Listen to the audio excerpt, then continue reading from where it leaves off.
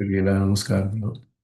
ಶ್ರೀನಿವಾಸೇತಿ ಶ್ರೇಷ್ಠದಯ ಪಾತ್ರಂ ಗುಣಾನ್ವಿತಃ ಕೌಶಿಕೋನಂತರಂಗಾರ್ಯಶ್ಚಿರಂ ವಿಜೇತಾಂ ಭುವಿ ನ್ಯಸ್ತಾತ್ಮೀಯಭರಂ ವರಪ್ರದ ಗುರೋ ವೈರಾಗ್ಯ ಭಾಗ್ಯೋರ್ಧವ ವೇದಾಂತಾಮೃತ ಸಾರವಂತಮನಘಾತ್ ಶ್ರೀ ಶ್ರೀನಿವಾಸಾತ್ ಗುರೋಃ ಶ್ರೀಶೈಲಾನ್ವಯ ಕೌಸ್ತುಭಸ್ಥಿತನಿಯಂ ಶ್ರೇಯೋನಿಧೇ ಶ್ರೀನಿಧೇಃ ವಂದೇ ಸಾಧುಕಟಾಕ್ಷಿಕೇಳಿನಿಲಯಂ ಶ್ರೀಕೃಷ್ಣ ಸದ್ದೇಶಿಕಂ ಶ್ರೀವಾಸರಂಗಪರಕಾಲಮುನಿತ್ರಯಾಪ್ತಲಕ್ಷ್ಮಾತ್ಮರಕ್ಷಣೆ ಚಿತ್ವೈಕಾಕಮಾಂತಂ ಆಚಾರ್ಯ ಭಕ್ತಿ ಪರಿಪೂತಮಾರ್ಗಶೀಲಂ ಗೋಪಾಲದೇಶಿಕಮುನಿಂ ಗುರುಮಾಶ್ರಯಾಮಃ. ನಾರಾಯಣಾಖ್ಯೇತಿರಾಜಪದಾಬ್ಜಭೃಂಗ ಶ್ರೀವಾಸಯೋಗಿ ಗುರುಣಾರ್ಪಿತಭಾರಮೀಶೆ ಭಕ್ತ್ಯಾದಿಪೂರ್ಣವರದಾರಿ ಕೃಪಾತ್ತಚಿಹ್ನಂ ಶ್ರೀ ಶ್ರೀನಿವಾಸಮುನಿವರ್ಯಮಹಂ ಪ್ರಪದ್ಯೆ. ಶ್ರೀನಾರಾಯಣಯೋಗೀಂದ್ರವರದಾರಿ ಕೃಪಾಶ್ರಯಂ ಲಿಂಗೇಶಪಾದವಿನುತಂ ಶ್ರೀನಿವಾಸಮುನಿಂ ಭಜೆ. ನವ್ಯರಂಗಯತೀಂದ್ರಾಂಘ್ರಿಪಂಕಜಭ್ರಮರಾಯಿತಂ ನವ್ಯಮಂಗಳಭೂಷಂ ಶ್ರೀವರದಾರಿ ಗುರುಂ ಭಜೆ. श्रीमान् वेंकटनाथार्य कवितार्किकेसरी वेदांताचार्यवर्यो मे सन्निधत्तां सदा हृदि यो नित्यमच्युतपदां युग्मरुक्मं व्यामोहतस्तरितराणि तनाय मेने अस्मद्गुरोर्भगवतोऽस्य देकसिन्धो रामानुजस्य चरणौ शरणं प्रपद्ये. विगाहे आमनं तीर्थं साधु बृन्दावने स्थितं निरस्तजिह्मगस्पर्शेऽत्र कृष्णकृतादरः नाथेन मुनिनाथेन भवेयं नाथवानहं यस्य नैगमिकं तत्त्वं हस्तामलकथाङ्गतं यस्य सारस्वतस्रोतोकुलामोदवासितं श्रुतीनां विश्रमायालं षट्ठारिं तमुपाश्रमे. वन्दे वैकुण्ठसेनान्यं देवं सूत्रवतीसकं द्वैत्र शिखरस्पन्दे विषमेतद्व्यवस्थितं सह धर्मचरीं शौरेः सम्मन्त्रितजगद्धितामनुग्रहमयीं वन्दे नित्यमज्ञातनिग्रहां कमप्याद्यं गुरुं वन्दे कमलाग्रहमेधिनं प्रवक्ता छन्दसां वक्ता पञ्चरात्रस्य स्वयं ज्ञानानन्दमयं देवं निर्मलस्फटिकाकृतिम् आधारं सर्वविद्यानां हयग्रीवमुपास्महे. लक्ष्मीनेत्रोत्पलश्रीसरदपरिचयादेशसंवर्धमानः नाभिनाळीकरिङ्गण्मधुकरपटलीरथहस्तावलम्बः अस्माकं सम्पदोघानविरलतुलसीदामसञ्जातभूमा काळिन्दी कान्तिहारी कलयतु वपुषः काळिमा कैटभारेः.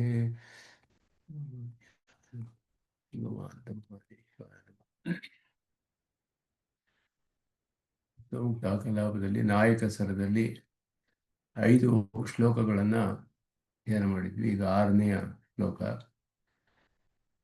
ಶಂಭು ಅನ್ನುವ ಶಬ್ದ ಅದು ಮಂಗಳವನ್ನು ಉಂಟು ಮಾಡುವವನು ಅನ್ನೋ ಅರ್ಥದಲ್ಲಿ ನಿರುಪಾಧಿಕವಾಗಿ ಪರಮಾತ್ಮನಲ್ಲಿಯೇ ರೂಢಿಯಲ್ಲಿಯೂ ಕೂಡ ಅನೇಕ ಪ್ರಯೋಗಗಳಲ್ಲಿ ಕಂಡುಬರುತ್ತೆ ಅಂತ ಪ್ರಮಾಣಗಳನ್ನು ತೋರಿಸಿದ್ರು ಹಿಂದಿನ ಶ್ಲೋಕದಲ್ಲಿ. ಈಗ ಶಿವ ಅನ್ನುವ ಶಬ್ದ ಅದೇ ರೀತಿಯಲ್ಲಿಯೇ ಶಿವಶಬ್ದಕ್ಕೆ ಹೇಗೆ ಅರ್ಥ ಮಾಡೋದು ಹೇಳಿ ಕೆಲವು ಶ್ವೇತಾಶ್ವತರ ಉಪನಿಷತ್ತಿನ ಮಂತ್ರವನ್ನು ತೆಗೆದು ಅದಕ್ಕೆ ಹೇಗೆ ಅರ್ಥ ಮಾಡಬೇಕು ಅಂತ ತೋರಿಸ್ತಾರೆ. ವಿಷ್ಣೋರಪ್ಯಸ್ತ್ಯಧಿಕ್ಯ ಶಿವ ಇತಿ ಶುಭತಾ ರೂಢಿತ ಅತ್ರ ಅನುಪಾಧಿ ರೂಢಿ ಅತ್ರ ಅನುಪಾಧಿ ತಸ್ಮಾಧ್ಯೇಯ ಶ್ರುತೋಸೌ ಶಿವ ಇತಿ ಶಿವ ಏವೇತಿ ವಾಕ್ಯಂ ತ್ವನೂಕ್ತಿ ಉಕ್ತಂ ನಾರಾಯಣಾಧಿಷ್ಠಿತಮಿತಿ ಚ ತಮೋನೇಕಬಾಧೋನ್ಯಥಾ ಸ್ಯಾತ್ ಬ್ರಹ್ಮೇಶಾದೇಃ ಮಹತ್ಯಾಮುಪನಿಷದಿ ಲಯಾತ್ ಯುಕ್ತಮೇವಂ ತು ನಾತ್ರ ಲಯಾತ್ ಯುಕ್ತಮೇವಂ ತು ನಾತ್ರ. ಶಿವಶಬ್ದಕ್ಕೆ ಶುಭ ಅನ್ನುವ ಅರ್ಥದಲ್ಲಿಯೇ ನಿರುಪಾಧಿಕವಾಗಿ ವಿಷ್ಣುವಿನಲ್ಲಿ ಪ್ರಯೋಗವಿದೆ. ಅನುಪಾಧಿ ಅಂದರೆ ಉಪಾಧಿ ಇಲ್ಲದೆ ನಿರುಪಾಧಿಕವಾಗಿ. ರೂಢಿ ಅತ್ರ ಅನುಪಾಧಿ ಶುಭತಾ ರೂಢಿ. ಶಿವಶಬ್ದಕ್ಕೆ ಶುಭ ಅನ್ನುವ ಅರ್ಥವು ರೂಢಿ ಅರ್ಥದಲ್ಲಿ ನಿರುಪಾಧಿಕವಾಗಿ ವಿಷ್ಣುವಿಗೆ ಹೇಳಲ್ಪಟ್ಟಿದೆ. ವಿಷ್ಣುವರಪಿ ಅಸ್ತಿ ಅಭಿಖ್ಯ. ಅಭಿಖ್ಯ ಅಂದರೆ ಹೆಸರು. ವಿಷ್ಣುವಿಗೂ ಸಹ ರೂಢಿ ಅರ್ಥದಲ್ಲಿಯೇ ಶುಭ ಅನ್ನುವ ಅರ್ಥವು ನಿರುಪಾಧಿಕವಾಗಿ ಶಿವ ಅನ್ನುವ ಶಬ್ದಕ್ಕೆ ವಿಷ್ಣುವೇ ಅರ್ಥ. ವಿಷ್ಣುವನ್ನೇ ತಿಳಿಸುತ್ತೆ. ಆದ್ದರಿಂದ ತಸ್ಮಾತ್ ಧ್ಯೇಯ ಶ್ರುತಃ ಅಸೌ ಶಿವ ಇತಿ. ಆದ್ದರಿಂದ ಶಿವ ಧ್ಯೇಯ ಅಂತ ಧ್ಯೇಯತ್ವ ಹೇಳಿದೆ ಶಿವನಿಗೆ ಶ್ವೇತಾಶ್ವತರ ಉಪನಿಷತ್ತಿನಲ್ಲಿ. ಆದ್ದರಿಂದಲೇ ಅವನಿಗೆ ಧ್ಯೇಯತ್ವವು ವಿಧಿಸಲ್ಪಟ್ಟಿದೆ. ಅದರ ಜೊತೆ ಅಲ್ಲಿ ಶಿವ ಏವ ಅಂತ ಇದೆ. ಶಿವ ಏವ ಅಂತ ಅವಧಾರಣೆ ಇದೆ. ಶಿವ ಒಬ್ಬನೇ ಅಂತ ಹೇಳಿಬಿಟ್ಟು ಶಿವ ಒಬ್ಬನೇ ಇದ್ದ ಅಲ್ಲಿ ಅಸತ್ ಅಸತಿ ಏನೂ ಇರಲಿಲ್ಲ, ಶಿವ ಒಬ್ಬನೇ ಇದ್ದ ಅಂತ ಹೇಳುವಾಗ ಶಿವ ಏವ ಇತಿ ವಾಕ್ಯಂತು ಅನೂಕ್ತಿ ಅಂದರೆ ಇದು ಅನುವಾದ ವಾಕ್ಯ ಅಂತ ಅರ್ಥ ಮಾಡ್ಕೊಳ್ಬೇಕು. ಅದನ್ನು ಯಾಕೆ ಅಂತ ವಿವರಿಸ್ತಾರೆ ಮುಂದೆ ಅರ್ಥದಲ್ಲಿ. ಉಕ್ತಂ ನಾರಾಯಣ ಅಧಿಷ್ಠಿತಮಿತಿ ಚ ತಮಃ.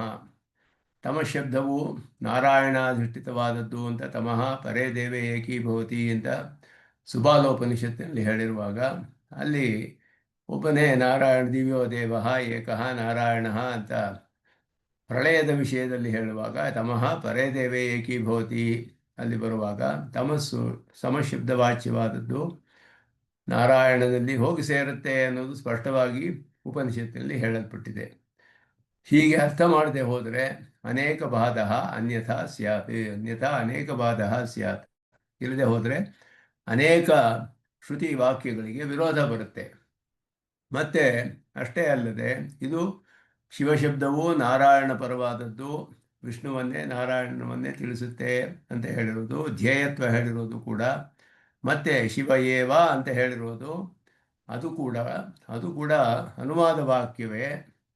ಆದ್ದರಿಂದ ಅದು ಕೂಡ ಪರಮಾತ್ಮನನ್ನೇ ತಿಳಿಸುತ್ತೆ ಅನ್ನೋದನ್ನು ಪರಮಾತ್ಮ ಪರವಾಗಿ ಶಿವಶಬ್ದ ಅರ್ಥ ಮಾಡಿ, ಈಗ ಬ್ರಹ್ಮಶಿವರಿಗೆ ಉತ್ಪತ್ತಿ ಹೇಳಿದೆ, ಲಯವೂ ಹೇಳಿದೆ, ಎಲ್ಲ ಹೇಳಿದೆ. ಬ್ರಹ್ಮೇಶಾದೇ ಮಹತ್ಯಾಮೋಪನಿಷದಿ, ಮಹೋಪನಿಷತ್ ಅಂತ ಅದರಲ್ಲಿ ಬ್ರಹ್ಮ ಈಶ್ವರ ಮೊದಲಾದವರಿಗೆಲ್ಲ ಲಯವು ಹೇಳಲ್ಪಟ್ಟಿದೆ. ಲಯಾದ್ಯುಕ್ತಮೇವಂತು ನಾತ್ರ. ಆದರೆ ವಿಷ್ಣುವಿಗೆ ಹಾಗೆ ಎಲ್ಲಿಯೂ ಹೇಳಿಲ್ಲ, ನಾರಾಯಣನಿಗೆ ಎಲ್ಲಿಯೂ ಹೇಳಿಲ್ಲ. ಆದ್ದರಿಂದ ಇಲ್ಲಿ ಶಿವಶಬ್ದವು ಕೂಡ ಪರಮಾತ್ಮನಿಗೆ ನಿರುಪಾಧಿಕವಾಗಿ ಪರಮಾತ್ಮನನ್ನೇ ತಿಳಿಸುತ್ತೆ, ವಿಷ್ಣುವನ್ನೇ ತಿಳಿಸುತ್ತೆ ಅನ್ನೋದು ಈ ಶಿವ ಏಕಃ ಧ್ಯೇಯ ಅಂತ ಹೇಳಿರೋ ವಿಷಯವನ್ನು ತೆಗಿತಾರೆ ಇಲ್ಲಿ. ಶ್ರುತಿ ವಿರೋಧ. ವಿಷ್ಣೋರಪಿ ಶಿವ ಇತಿ ಅಭಿಖ್ಯ ಅಸ್ತಿ. ಸಹಸ್ರನಾಮದಲ್ಲಿ ಪ್ರಸಿದ್ಧವಾಗಿದೆ ಸರ್ವಶರ್ವ ಶಿವಸ್ಥಾಣು ಅಂತ ಹೇಳಿಬಿಟ್ಟು ನಾರಾಯಣನಿಗೆ ಶಿವ ಎಂಬ ಹೆಸರು ವಿಷ್ಣು ಸಹಸ್ರನಾಮದಲ್ಲಿ ಹೇಳಲ್ಪಟ್ಟಿದೆ. ಆದ್ದರಿಂದ ಶುಭತಾರೂಢಿ, ಶುಭ ಅನ್ನುವ ಅರ್ಥದಲ್ಲಿ ರೂಢಿ ಅರ್ಥವಿದೆಯಲ್ಲ, ಅದು ಅತ್ರ ಅನುಪಾಧಿ, ನಿರುಪಾಧಿಕವಾಗಿ ವಿಷ್ಣುವನ್ನೇ ತಿಳಿಸುತ್ತೆ. ಮಂಗಳಾನಾಂಚ ಮಂಗಳಂ ಮೊದಲಾದದ್ದು ಶಿವಪದದ ಅರ್ಥವಾದ ಮಂಗಳಕರತ್ವ ಸಹಜವಾಗಿಯೂ ಪೂರ್ಣವಾಗಿಯೂ ಇದೆ. ಅನುಪಾಧಿ ಅಂದರೆ ಸಹಜವಾಗಿ, ನಿರುಪಾಧಿಕವಾಗಿ ಅಂದರೆ ಸಹಜವಾಗಿ, ಪೂರ್ಣವಾಗಿಯೂ ಕೂಡ ವಿಷ್ಣುವಿನಲ್ಲಿಯೇ ಅರ್ಥವನ್ನು ಹೊಂದಿದೆ. ತಸ್ಮಾತ್ ಅಸೌ ಶಿವ ಇತಿ ಧ್ಯೇಯ ಶ್ರುತಃ. ಆದ್ದರಿಂದ ನಾರಾಯಣನನ್ನೇ ಕಾರಣಂತೂ ಧ್ಯೇಯ ಅಂತ ಹೇಳಿರೋದ್ರಿಂದ ನಾರಾಯಣನನ್ನೇ ಶಿವ ಅಂತ ಧ್ಯಾನ ಮಾಡಬೇಕು ಅನ್ನೋದು ಶ್ರುತಿಯ ಅರ್ಥ ತೆಗೆದುಕೊಳ್ಬೇಕು. ಇಲ್ಲದೆ ಹೋದರೆ ಅನೇಕ ವಿರೋಧ ಬರುತ್ತೆ. ಶಿವ ಏವ ಇತಿ ವಾಕ್ಯಂತೂ ಅನೂಕ್ತಿ. ಏವ ಅಂತ ಹೇಳಿದೆಯಲ್ಲ ಅಂತ ಹೇಳಿದಾಗ ತದಾ ಅನ್ನುವ ಯದಾ ತಮಃ ಅನ್ನುವ ಒಂದು ಇದೆ. ಯದಾ ಅಂತ ಹೇಳೋದು ಒಂದು ಕಾಲವನ್ನು ತಿಳಿಸುತ್ತೆ, ಯಾವ ಕಾಲದಲ್ಲಿ ಅಂತ ಅರ್ಥ. ಯಾವ ಕಾಲದಲ್ಲಿ ಅಂತ ಹೇಳೋದು ನಿಶ್ಚಿತವಾಗಿ ಯಾವ ಕಾಲ ಅಂತ ಹೇಳಲಿಲ್ಲ. ಆದ್ದರಿಂದ ಇದಕ್ಕೆ ಇನ್ನೊಂದು ಪ್ರಮಾಣ ಬೇಕು, ಯಾವ ಕಾಲ ಅನ್ನೋ ತಿಳಿಯೋದಕ್ಕೋಸ್ಕರ. ಯದಾ ತಮಃ, ಯಾವ ಕಾಲದಲ್ಲಿ ತಮಸ್ಸಿತ್ತೋ ಅಂದರೆ ತಮಸ್ಸು ಯಾವ ಕಾಲದಲ್ಲಿತ್ತು ಅಂತ ಪ್ರಮಾಣ ಇದೆ ಅಂತ ಹೇಳಿದ್ರೆ, ತಮಃ ಪರೇ ದೇವೇ ಏಕೀಭವತಿ ಅಂತ ನಾರಾಯಣನಲ್ಲಿ ಏಕೀಭಾವ ಹೇಳಿರುವ ಪ್ರಳಯ ಕಾಲದಲ್ಲಿ ಅಂತ ತಿಳಿಯುತ್ತೆ. ಅದು ಮೊದಲ ವಾಕ್ಯವಾಗುತ್ತೆ, ಅದು ಪೂರ್ವವಾದ, ಇದು ಅನುವಾದವಾಗುತ್ತೆ. ಯದಾ ತಮಃ, ಆ ಸಮಯದಲ್ಲಿ ಅಂತ ಅರ್ಥ. ತತ್ ನ ದಿವಾ ನ ರಾತ್ರಿ, ಹಗಲಿರಲಿಲ್ಲ ರಾತ್ರಿ ಇರಲಿಲ್ಲ. ನ ಸತ್ ನ ಚ ಅಸತ್ ಶಿವ ಏವ ಕೇವಲ. ಸತ್ ಅಸತ್ ಯಾವುದೂ ಇರಲಿಲ್ಲ. ಇದು ನಾಸದೀಯ ಸೂಕ್ತದಲ್ಲಿಯೂ ಹೇಳಿರುವ ವಿಷಯಗಳು. ನಾಸದಾಸಿ ಇನ್ನೋಸದಾಸಿ ತದಾನೀಂ ಅಂತ ಹೇಳಿ ನಾಸದೀಯ ಸೂಕ್ತ ಅಂತ ಋಗ್ವೇದದ 10ನೇ ಮಂಡಲದಲ್ಲಿ ಬರುತ್ತೆ, ಯಜುರ್ವೇದದಲ್ಲೂ ಬರುತ್ತೆ. ಆ ಸೂಕ್ತಿಯಲ್ಲೂ ಇದೆಲ್ಲ ಹೇಳಲ್ಪಟ್ಟಿದೆ. ಸೃಷ್ಟಿಗೆ ಪೂರ್ವದಲ್ಲಿ ಶಿವನೊಬ್ಬನೇ ಇದ್ದ ಅನ್ನುವ ವಾಕ್ಯ ಹೇಳಿದೆಯಲ್ಲ, ಯದಾ ಅಂತ ಕಾಲ ವಿಶೇಷವನ್ನು ಹೇಳಿ ಪ್ರಾರಂಭಿಸುವುದರಿಂದ ಇದು ಅನುವಾದ ರೂಪವಾಯಿತು. ಆದ್ದರಿಂದ ಈ ಯದಾ ಅನ್ನೋದು ಇಲ್ಲದೆ ಹೋಗಿದ್ದಿದ್ರೆ ಕಾಲರೂಪ ಇದು ಅನುವಾದ ಆಗ್ತಾ ಇರಲಿಲ್ಲ. ಆದ್ದರಿಂದ ಇದಕ್ಕೆ ಈ ರೀತಿ ಅರ್ಥ ಮಾಡಬೇಕು ಅನ್ನೋದು ಹೊಸ ಅರ್ಥವನ್ನೇ ಹೇಳೋದಿಲ್ಲ. ಇದು ಹಿಂದೆ ತಿಳಿದ ಅರ್ಥವನ್ನೇ ರೀಸ್ಟೇಟ್ಮೆಂಟ್, ಅನುವಾದ ಮಾಡ್ತಾ ಇದೆ ಇಲ್ಲಿ. ಆದ್ದರಿಂದ ಹಿಂದೆ ತಿಳಿದ ಅರ್ಥ ಯಾವುದು ಅಂದರೆ ಅಲ್ಲಿ ಸರ್ವಭೂತ ಅಂತರಾತ್ಮ ಅಪತಪಾತ್ಮ ದಿವ್ಯೋ ದೇವ ಏಕೋ ನಾರಾಯಣ ಅಲ್ಲಿ ಹೇಳಿ ತಮಃ ಪರದೇವೇ ಏಕೀಭವತಿ ಅಂತ ಹೇಳಿ ನಾರಾಯಣನು ಒಬ್ಬನೇ ಇದ್ದ ಅಂತ ಹೇಳಿರೋದ್ರಿಂದ ಇದು ಆ ರೀತಿಯ ಅದರಿಂದ ಅನುವಾದ ರೂಪ ಆಗಬೇಕಾದ್ರೆ ಆಗ ಪೂರ್ವ ಪಕ್ಷಿ ಕೇಳ್ತಾನೆ, ಇದು ಅನುವಾದ ಅಂತ ಹೇಳಬೇಕಾದ್ರೆ ಪೂರ್ವವಾದ ಎಲ್ಲಿದೆ ನಿಮಗೆ ಅಂತ ಹೇಳಿದ್ರೆ ತಮಃ ನಾರಾಯಣಾಧಿಷ್ಠಿತ ಮಿತ್ಯ ಉಕ್ತಂ ಅಂತ ಹೇಳಿ ಇದು ಪೂರ್ವವಾದ ಅಂತ ಹೇಳಲ್ಪಡುತ್ತೆ. ಪೂರ್ವವಾದ ಅಂದರೆ ಮೊದಲು ಬರುವ ವಾಕ್ಯ, ಅನುವಾದ ಅಂದರೆ ಅದರ ರೀಸ್ಟೇಟ್ಮೆಂಟ್ ನಂತರ ಬರುವಂತಹದ್ದು, ಅನುಸರಿಸಿ ಬರುವಂತಹದ್ದು. ಅದೇ ವಾಕ್ಯವು ಅದಕ್ಕೆ ಸಂಬಂಧಿಸಿದಂತೆ ಇನ್ನೊಂದು ಅನುವಾದ ಅಂತ ಹೇಳೋದು. ಆದ್ದರಿಂದ ತಮಃ ನಾರಾಯಣಾಧಿಷ್ಠಿತ ಮಿತಿಚ ಉಕ್ತಂ, ತಮಃ ಪದಾರ್ಥ ನಾರಾಯಣನ ಶರೀರ ಅಂತ ಹೇಳಿ ಯಸ್ಯ ತಮಃ ಶರೀರಂ ಅಂತ ಹೇಳಿದೆ. ತಮಸ್ಸು ಅವನಿಗೆ ಶರೀರ ಅಂತಲೇ ಹೇಳಿದೆ. ಅಕ್ಷರಂ ಶರೀರಂ ಯಸ್ಯ ತಮಃ ಶರೀರಂ ಅವ್ಯಕ್ತಂ ಶರೀರಂ ಎಲ್ಲವೂ ಹೇಳಲ್ಪಟ್ಟಿದೆ ಸುಬಾಲೋಪನಿಷತ್ನಲ್ಲಿ. ಅದು ಈ ವಾಕ್ಯಕ್ಕೆ ಪೂರ್ವವಾದವಾಗುತ್ತೆ. ಆದ್ದರಿಂದ ನಾರಾಯಣನೇ ಎಲ್ಲಕ್ಕಿಂತಲೂ ಮೊದಲಿದ್ದವನು. ಯದಾ ಅನ್ನುವುದು ನಿಷ್ಕೃಷ್ಟವಾಗಿ ಕಾಲವನ್ನು ತಿಳಿಸೋದಿಲ್ಲ, ಹಿಂದೆ ಹೇಳಿದ ಒಂದು ಕಾಲ ಅನ್ನು ತಿಳಿಯುತ್ತೆ. ಯದಾ ತಮಃ ಅಂದಾಗ ತಮಸ್ಸು ಯಾವ ಕಾಲದಲ್ಲಿತ್ತು ಅನ್ನುವಾಗ ಯಾವ ಕಾಲ ಅನ್ನೋದು ಬೇರೆ ಒಂದು ವಾಕ್ಯದಿಂದ ತಿಳಿಬೇಕು, ಅದು ಪೂರ್ವವಾದವಾಗುತ್ತೆ. ಯದಾ ತಮಃ ಅಂದೀಗ ಅದನ್ನು ಫಾಲೋಯಿಂಗ್, ಅದನ್ನು ಅನುಸರಿಸಿ ಬರೋದು ಅನುವಾದ ವಾಕ್ಯ ಅಂತ ಹೇಳಲ್ಪಡುತ್ತೆ. ಆದ್ದರಿಂದ ಇದಕ್ಕೆ ಪ್ರಮಾಣ ಹೇಗೆ ಹೇಳಬೇಕು ಅಂದರೆ ಇನ್ನೊಂದು ವಾಕ್ಯವನ್ನು ನೋಡಿ ಹೇಳಬೇಕು ಅರ್ಥವನ್ನು. ಇದಕ್ಕೆ ಸ್ವತಂತ್ರವಾಗಿ ಅರ್ಥ ಮಾಡೋಕ್ಕಾಗೋದಿಲ್ಲ, ಇದು ಅನುವಾದ ವಾಕ್ಯ. ಇಲ್ಲದೆ ಹೋದರೆ, ಹೀಗೆ ಒಪ್ಪದೆ ಹೋದರೆ ಅನೇಕ ಬಾಧ ಸ್ಯಾತಿ, ಅನೇಕ ಪ್ರಮಾಣಗಳ ವಿರೋಧ ಬರುತ್ತೆ. ಮಹೋಪನಿಷತ್ತಿನಲ್ಲಿ ಬ್ರಹ್ಮ ಈಶ ಮೊದಲಾದವರಿಗೆಲ್ಲ ಲಯ ಎಲ್ಲ ಮೊದಲಾದ ಹೇಳಲ್ಪಟ್ಟಿದೆ. ಅತ್ರ ತು ನೈವಂ ಅಂದರು, ನ ಬ್ರಹ್ಮಾನೇಶಾನಃ, ಅದೇ ಮಹೋಪನಿಷತ್ತಿನಲ್ಲಿ ಪ್ರಳಯದಲ್ಲಿ ಯಾರೂ ಇರಲಿಲ್ಲ ಅಂತ ಹೇಳಿದಾಗ ನ ಬ್ರಹ್ಮ ನ ಈಶಾನಃ, ಬ್ರಹ್ಮರುದ್ರಾದಿಗಳಿಗೆಲ್ಲ ಇರಲಿಲ್ಲ ಅಂತ ಹೇಳಿದೆ, ಎಲ್ಲರೂ ಲಯವಾಗಿಬಿಟ್ರು. ಯದಾ ತಮಃ ಇತ್ಯಾದಿಗಳಲ್ಲಿ ಉಳಿದವರು ಯಾರೂ ಇರಲಿಲ್ಲ ಅಂತ ಹೇಳಿಲ್ಲ. ಆದ್ದರಿಂದ ಇದು ಯದಾ ತಮಃ ಅನ್ನುವ ವಾಕ್ಯ ಸೃಷ್ಟಿಯ ಪೂರ್ವದ ಸ್ಥಿತಿಯನ್ನು ಹೇಳ್ತಾ ಇಲ್ಲ, ಕಾಲ ವಿಶೇಷದ ಅನುವಾದ ಮಾತ್ರ. ಯದಾ ತಮಃ ಅಂತ ಹೇಳಿದಾಗ ಯಾರೂ ಇರಲಿಲ್ಲ ಅಂತ ಹೇಳಿದ್ವಲ್ಲ, ಬ್ರಹ್ಮಾನೇಶಾನಃ ಅಂತ ಪ್ರಳಯ ಕಾಲದಲ್ಲಿ ಬ್ರಹ್ಮರುದ್ರ ಇರಲಿಲ್ಲ ಅಂತ ಹೇಳಿದೆ, ಇಲ್ಲಿ ಶಿವ ಏವ ಕೇವಲ ಅಂತ ಮಾತ್ರ ಹೇಳಿದೆ. ಆದ್ದರಿಂದ ಪ್ರಳಯ ಕಾಲದಲ್ಲಿ ಬ್ರಹ್ಮ ಇರಲಿಲ್ಲ, ಈಶಾನ ಇರಲಿಲ್ಲ, ಶಿವ ಒಬ್ಬನೇ ಇದ್ದ ಅಂತ ಹೇಳಿದ್ರೆ, ತಮಸ್ಸು ನಾರಾಯಣನಿಗೆ ಶರೀರ ಅಂತ ಹೇಳಿದ್ರೆ ಶಿವಶಬ್ದವು ನಾರಾಯಣನನ್ನೇ ತಿಳಿಸುತ್ತೆ ಅನ್ನೋದು ನಮಗೆ ಈ ವಾಕ್ಯಗಳನ್ನೆಲ್ಲ ವಿಚಾರ ಮಾಡಿದ್ರೆ ಸ್ಪಷ್ಟವಾಗಿ ಅರ್ಥ ತಿಳಿಯುತ್ತೆ ಅಂತ ಹೇಳಿದ್ರು. ಈ ರೀತಿ ಪ್ರಳಯದಲ್ಲಿ ನಾರಾಯಣ ಒಬ್ಬನೇ ಇದ್ದ ಅಂತ ಸ್ಪಷ್ಟವಾಗಿ ಹೇಳಿದೆ. ಬ್ರಹ್ಮರುದ್ರರಿಗೆ, ಶಿವ ಮೊದಲಾದವರಿಗೆ ಲಯವೂ ಹೇಳಲ್ಪಟ್ಟಿದೆ. ಆದ್ದರಿಂದ ಇದಕ್ಕೆ ಈ ರೀತಿ ಅರ್ಥ ಮಾಡಬೇಕು.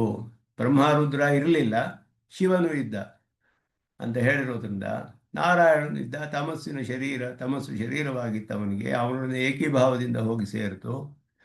ಆ ಕಾಲದಲ್ಲಿ ಶಿವ ಒಬ್ಬನೇ ಇದ್ದ ಅಂತ ಹೇಳಿರುವಾಗ ನಾರಾಯಣನೇ ಶಿವ ಅನ್ನೋದು ಸ್ಪಷ್ಟವಾಗಿ ತಿಳಿಯುತ್ತೆ. ಅದಕ್ಕೆ ಹಾಗೆ ಅರ್ಥ ಮಾಡದೆ ಹೋದರೆ ಅನೇಕ ಶ್ರುತಿವಾಕ್ಯಗಳಿಗೆ ವಿರೋಧ ಬರುತ್ತೆ ಅನ್ನೋದು ಸ್ಪಷ್ಟವಾಗಿದೆ. ಸಂಗ್ರಹವಾಗಿಯೇ ಸಂಸ್ಕೃತದಲ್ಲಿಯೂ ಕೂಡ ಸಂಗ್ರಹವಾಗಿಯೇ ಇದಕ್ಕೆ ವ್ಯಾಖ್ಯಾನ ಮಾಡ್ತಾರೆ. ನಿರುಪದಿ ತತ್ರ ಶಂಭಾದಿ ಶಬ್ದ ಇತಿ ಕಥನಂ ಆಗ್ರಹ ಮಾತ್ರ. ಇಲ್ಲಿ ಹೇಳಿದ್ರು ಶಂಭು ಶಬ್ದಕ್ಕೆ ನಿರುಪಾಧಿಕವಾದದ್ದು ಶಂಭಾವಯತಿ ಮೊದಲಾದ ಅರ್ಥ ಹೇಳಿ ಮಂಗಳವನ್ನು ಉಂಟು ಮಾಡುವವನು ಅಂತ ಹೇಳಿ ನಾರಾಯಣನಿಗೆ ಅರ್ಥ ಮಾಡ್ತಿರಲ್ಲ, ಇದು ನಿಮ್ಮ ಆಗ್ರಹದಿಂದ ಮಾಡ್ತಿರೋದು, ನಿಮಗೆ ಅದರಲ್ಲಿಯೇ ನಿಮ್ಮ ಸಿದ್ಧಾಂತ ನೀವು ಹೇಳ್ಕೊಳ್ತೀರಾ ಅಂತ ಹೇಳಿ ಪ್ರಯೋಗಸ್ಯೈವ ಶಬ್ದ ಶಕ್ತಿ ನಿಯಾಮಕತ್ವೇನ ಶಿವ ಏವ ತೇಷಾಂ ಪ್ರಯೋಗದರ್ಶನಾತ್. ಶಿವಶಬ್ದದಲ್ಲಿ ಸ್ಪಷ್ಟವಾಗಿ ಏಕಏವ ಅಂತ ಹೇಳಿದೆಯಲ್ಲ, ಇದಕ್ಕೆ ಹೇಗೆ ಅರ್ಥ ಮಾಡ್ತೀರಾ ಅಂತ ಪೂರ್ವಪಕ್ಷ. ಇಲ್ಲಿ ಅದಕ್ಕೆ ಅರ್ಥ ಮಾಡ್ತಾರೆ. ಇಲ್ಲಿ ವಿಷ್ಣೋಹೋ ಇತ್ಯಾದಿ, ಅಲ್ಲಿ ಶಂಭು ಆಕಾಶ ಮಧ್ಯೆ ಧ್ಯೇಯ ಅಂತ ಬಂತು, ಇಲ್ಲಿ ಶಿವ ಏವ ಅಂತ ಬಂದ್ಬಿಟ್ಟಿದೆ. ಶಿವ ಏವ ಏಕಏವ ಅಂತ ಹೇಳಿರೋದ್ರಿಂದ ಅದಕ್ಕೆ ಒಂದು ವಿಶೇಷವಾದ ಅರ್ಥವನ್ನು ಹೇಳಬೇಕೀಗ. ಶಿವ ಇತಿ ಅಭಿಖ್ಯ ನಾಮ ವಿಷ್ಣೋಹೋ ಅಪಿ ಅಸ್ತಿ, ವಿಷ್ಣುವಿಗೂ ಇದೆ. ವಿಷ್ಣೋರಪಿ ಅಂತ ಹೇಳಿರೋದ್ರಿಂದ ಭವತ್ಪಕ್ಷೆ ದೌರ್ಬಲ್ಯಂ ಅಂಗೀಕೃತಮೇವ ಅಂತ ಹೇಳಿ. ವಿಷ್ಣುವಿಗೂ ಇದೆ ಅಂತ ಹೇಳಿದ್ರೆ ವಿಷ್ಣು ಅನ್ನುವ ಅರ್ಥ ಶಿವನಿಗಿಲ್ಲ ಅಂತ ಅರ್ಥ. ಶಿವ ಅನ್ನುವ ಶಬ್ದ ವಿಷ್ಣುವ ಪ್ರಯೋಗವಿದೆ, ವಿಷ್ಣು ಅನ್ನುವ ಪ್ರಯೋಗ ಶಿವನಿಗೆ ಹೇಳಿಲ್ಲ. ಅದರಿಂದ ಇದು ಅನುಪಾಧಿಹಿ ನಿರುಪಾಧಿಕ ಶಿವತಾರೂಢಿ ಶಿವತಾಯ ಮಂಗಳರೂಪತಾಯ. ಮಂಗಳ ಅನ್ನುವ ರೂಪದ ಅರ್ಥ, ರೂಢ್ಯರ್ಥ ಅಂದರೆ ಸಹಜ ಶಕ್ತಿ, ಅತ್ರ ವಿಷ್ಣುವೇವ. ಆ ಶಬ್ದದ ಸಹಜವಾದ ಶಕ್ತಿ ಎಲ್ಲಿದೆ ಅಂತ ಹೇಳಿದ್ರೆ ವಿಷ್ಣುವಿನಲ್ಲಿಯೇ, ವಿಷ್ಣುವನ್ನೇ ತಿಳಿಸುತ್ತೆ ಅದು. ಆದ್ದರಿಂದ ರೂಢ್ಯರ್ಥದಲ್ಲಿಯೂ ವಿಷ್ಣುವನ್ನೇ ಹೇಳುತ್ತೆ. ವಿಷ್ಣೋರಪಿ ಇತ್ಯುಕ್ತ ಪ್ರಯೋಗ ಸಾಧಾರಣ್ಯ ಪ್ರದರ್ಶನಾರ್ಥ ನಾರಾಯಣ ಶಬ್ದವತೆ ಶಿವಶಬ್ದ ನ ಅಸಾಧಾರಣ ಇತಿ ಭಾವ. ಆದ್ದರಿಂದ ಇಲ್ಲಿ ವಿಷ್ಣುವಿಗೂ ಶಿವಶಬ್ದದ ಪ್ರಯೋಗವಿದೆ ಅಂತ ಹೇಳಿದ್ರೆ ಸಾಧಾರಣವಾಗಿ ಪ್ರಯೋಗ ಸಾಧಾರಣ್ಯ ಅನ್ನೋದನ್ನು ಸಾಧಾರಣವಾದದ್ದು, ಪ್ರಯೋಗ ಸಾಧಾರಣ್ಯ ಪ್ರದರ್ಶನಾರ್ಥ, ಪ್ರಯೋಗದಲ್ಲಿ ಸಾಧಾರಣವಾಗಿ ಉಪಯೋಗಿಸಲ್ಪಟ್ಟಿದೆ. ನಾರಾಯಣ ಶಬ್ದದಂತೆ ಶಿವಶಬ್ದವು ಅಸಾಧಾರಣವಾದ ಶಬ್ದವಲ್ಲ. ನಾರಾಯಣ ಶಬ್ದದಂತೆ ಶಿವಶಬ್ದ ಅಸಾಧಾರಣದಲ್ಲ. ಶಿವಶಬ್ದವು ಸಾಧಾರಣ ಶಬ್ದದಂತೆ ಅನೇಕ ಪ್ರಯೋಗಗಳಲ್ಲಿ ಕಂಡುಬರುತ್ತೆ. ಅದರಲ್ಲಿ ತಿಳಿಸ್ತಾರೆ, ಸರ್ವಶರ್ವ ಶಿವಸ್ಥಾಣು ವಿಷ್ಣು ಸಹಸ್ರನಾಮದಲ್ಲಿ ಆಶ್ಯ ಪ್ರಯೋಗ ಅತ್ರ ವಿವಕ್ಷಿತ. ವ್ಯಾಸರದು ಮಹಾಭಾರತದಲ್ಲಿ ಬರುವಂತಹದ್ದು, ಶಿವಾಸ್ತೆ ಪಂಥಾನಸ್ಸಂತು ತವ ವರ್ತಮನಿ ವರ್ತತಾಂ ಶಿವಂ. ಇದೆಲ್ಲ ಕೂಡ ಶಿವಾಸ್ತೆ ಪಂಥಾನಸ್ಸಂತು, ಇದೆಲ್ಲ ಸೀತೆಯು ಹನುಮಂತನಿಗೆ ಹೇಳ್ತಾಳೆ, ನೀವು ಹೋಗುವಾಗ ನಿನ್ನ ದಾರಿಯೆಲ್ಲ ಮಂಗಳವಾಗಲಿ ಅಂತೆಲ್ಲ ಹೇಳೋದು, ಇದೆಲ್ಲ ಕಂಡು ಬರುತ್ತೆ. ಇತ್ಯಾದಿ ಲೌಕಿಕ ಪ್ರಯೋಗೇಶು ಹಿ ಶಿವಶಬ್ದ. ಇದು ಕೂಡ ಆರ್ಷ ಪ್ರಯೋಗವೂ ಇದೆ, ಲೌಕಿಕ ಪ್ರಯೋಗವೂ ಇದೆ. ಮಂಗಳಾರ್ಥವಾಗಿ ಸಹಜವಾಗಿ ಹೇಳಲ್ಪಡುತ್ತೆ. ಶಿವಂ ಭದ್ರಂ ಕಲ್ಯಾಣಂ ಮಂಗಳಂ ಶುಭಂ ಅಂತ ಕೋಶವು ಹೇಳುತ್ತೆ. ಆದ್ದರಿಂದ ಏವಂಚ ಶಿವಶಬ್ದಸ್ಯ ಮಂಗಳರೂಪತಾಯಾಂ ರೂಢತ್ವೇನ, ರೂಢ್ಯತ್ವೇ ಮಂಗಳ ಅನ್ನುವ ಅರ್ಥದಲ್ಲಿರೋದ್ರಿಂದ ಮಂಗಳಾನಾಂಚ ಮಂಗಳಂ ಇತಿ ವಿಷ್ಣು ಪರಮಮಂಗಳತ್ವೇನ ಶಿವಶಬ್ದ ವಿಷ್ಣುವೇವ ಪೂರ್ಣಾರ್ಥಕಃ. ರೂಢ್ಯರ್ಥದಲ್ಲಿಯೂ ಮಂಗಳ ಅನ್ನುವ ಪ್ರಯೋಗ ಅಧಿಕವಾಗಿ ಕಂಡುಬರೋದರಿಂದ ಅದರ ಮುಖ್ಯಾರ್ಥ ಎಲ್ಲಿ ಪೂರ್ಣವಾದದ್ದು ಅಂದರೆ ಮಂಗಳಾನಾಂಚ ಮಂಗಳಂ ಅಂತ ಹೇಳಲ್ಪಟ್ಟ ವಿಷ್ಣುವಿಗೆ ಹೇಳಬೇಕು. ಅದಕ್ಕೆ ಕಡೆ ಎಲ್ಲ ಔಪಚಾರಿಕವಾಗಿರುತ್ತೆ. ಅಂತಹ ಏವ ಅನ್ಯತ್ರ ಔಪಚಾರಿಕ ಭಗವತ್ ಶಬ್ದವತಿ. ವಿಷ್ಣು ಪುರಾಣದಲ್ಲಿ ಪರಾಶರರು ಭಗವಾನ್ ಪುರುಷ ಮೊದಲಾದ ಶಬ್ದಗಳಿಗೆ ಹೇಳ್ತಾರಲ್ಲ, ಆ ರೀತಿಯ ಇದಕ್ಕೂ ಅರ್ಥ ಮಾಡಬೇಕು. ಭಗವಾನ್ ಇತಿ ಶಬ್ದೋಯಂ ತಥಾ ಪುರುಷ ಇತ್ಯಪಿ ನಿರುಪಾಧಿ ಚ ವರ್ತೇತೆ ವಾಸುದೇವೇ ಸನಾತನೆ. ತತ್ರ ಪೂಜ್ಯ ಪದಾರ್ಥೋಕ್ತಿ ಪರಿಭಾಷಾ ಸಮನ್ವಿತ ಶಬ್ದೋಯಂ ನೋಪಚಾರೇಣ ಇವು ಅನ್ಯತ್ರ ಉಪಚಾರತಃ ಅಂತ ಹೇಳೋದು. ಆದ್ದರಿಂದ ಇದು ಪೂಜ್ಯ ಪದಾರ್ಥ ಅನ್ನೋ ಅರ್ಥದಲ್ಲಿ, ಪೂಜ್ಯವಾದ ಪದಾರ್ಥದಲ್ಲಿ ಹೇಳಲ್ಪಡುತ್ತೆ. ಅಲ್ಲಿ ಪಾರಿಭಾಷಿಕ ಶಬ್ದವಾಗಿ ಭಗವಾನ್ ಬಾದರಾಯಣರು ಅಂತ ಹೇಳುವಾಗ ಪೂಜ್ಯ ಅರ್ಥದಲ್ಲಿ ಬರುತ್ತೆ. ಪೂಜ್ಯರಾದವರು ಬಾದರಾಯಣವರು ಅಂತ ಅರ್ಥ. ಅಲ್ಲಿ ಔಪಚಾರಿಕವಾದ ಪ್ರಯೋಗ ಅಂತ ಹೇಳಬೇಕು. ಪರಮಾತ್ಮನಲ್ಲಿ ಹಾಗಲ್ಲ. ಪೂರ್ಣವಾಗಿ ಪರಮಾತ್ಮನಲ್ಲಿ ನಿರುಪಾಧಿಕವಾಗಿ ವಾಸುದೇವನಿಗೆ ಮೀಸಲಾದ ಶಬ್ದಗಳು ಈ ಎರಡು ಶಬ್ದಗಳು, ಪುರುಷ ಶಬ್ದಗಳು, ಭಗವಾನ್ ಶಬ್ದಗಳು. ಹಾಗೆಯೇ ಶಿವಶಬ್ದವು ಅದೇ ರೀತಿಯಲ್ಲಿಯೇ ಅಂತ ಇಲ್ಲಿ ಹೇಳ್ತಾರೆ. ಹಾಗಾದರೆ ಯದಾ ತಮಸ್ತನ್ನ ದಿವಾನ ರಾತ್ರಿ ನ ಸತ್ ನ ಚ ಅಸತ್ ಶಿವ ಏವ ಕೇವಲ ಇತಿ ಅಥರ್ವಶಿರಸಿ ಪ್ರಳಯ ಕಾಲೇ ಶಿವ ಏವ ಏಕಾಸೀತ್ ಶ್ರೂಯತೆ. ಶಿಖೋಪನಿಷತ್ತಿನಲ್ಲಿ ಬರುವ ವಾಕ್ಯ ಇದು. ಯಸ್ಮಾತ್ ಪರಂ ಶ್ವೇತಾಶ್ವತರದ್ದು ಆಮೇಲೆ ಬರುತ್ತೆ. ಇದು ಶ್ವೇತಾಶ್ವತರವಲ್ಲ, ಇದು ಅಥರ್ವಶಿರಸ್ಸಿನ ವಾಕ್ಯ.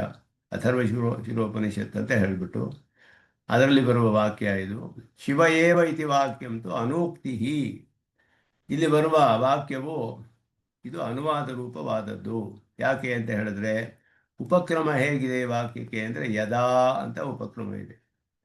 ಆದ್ದರಿಂದ ಯದಾ ಅಂತ ಹೇಳೋದು ಅನುವಾದ ವಾಕ್ಯ. ಅನುವಾದ ವಾಕ್ಯಾನಿ ಪುರೋವಾದ ಅನುರೋಧೇನೈವ ನೇಯಾನಿ. ಮೊದಲು ಯಾವುದಿದೆ ಅನ್ನೋದು ತಿಳಿದುಕೊಳ್ಬೇಕು. ಅದನ್ನು ತಿಳಿದು ಅದನ್ನು ಇದು ರೀಸ್ಟೇಟ್ಮೆಂಟ್ ಆಯಿತು.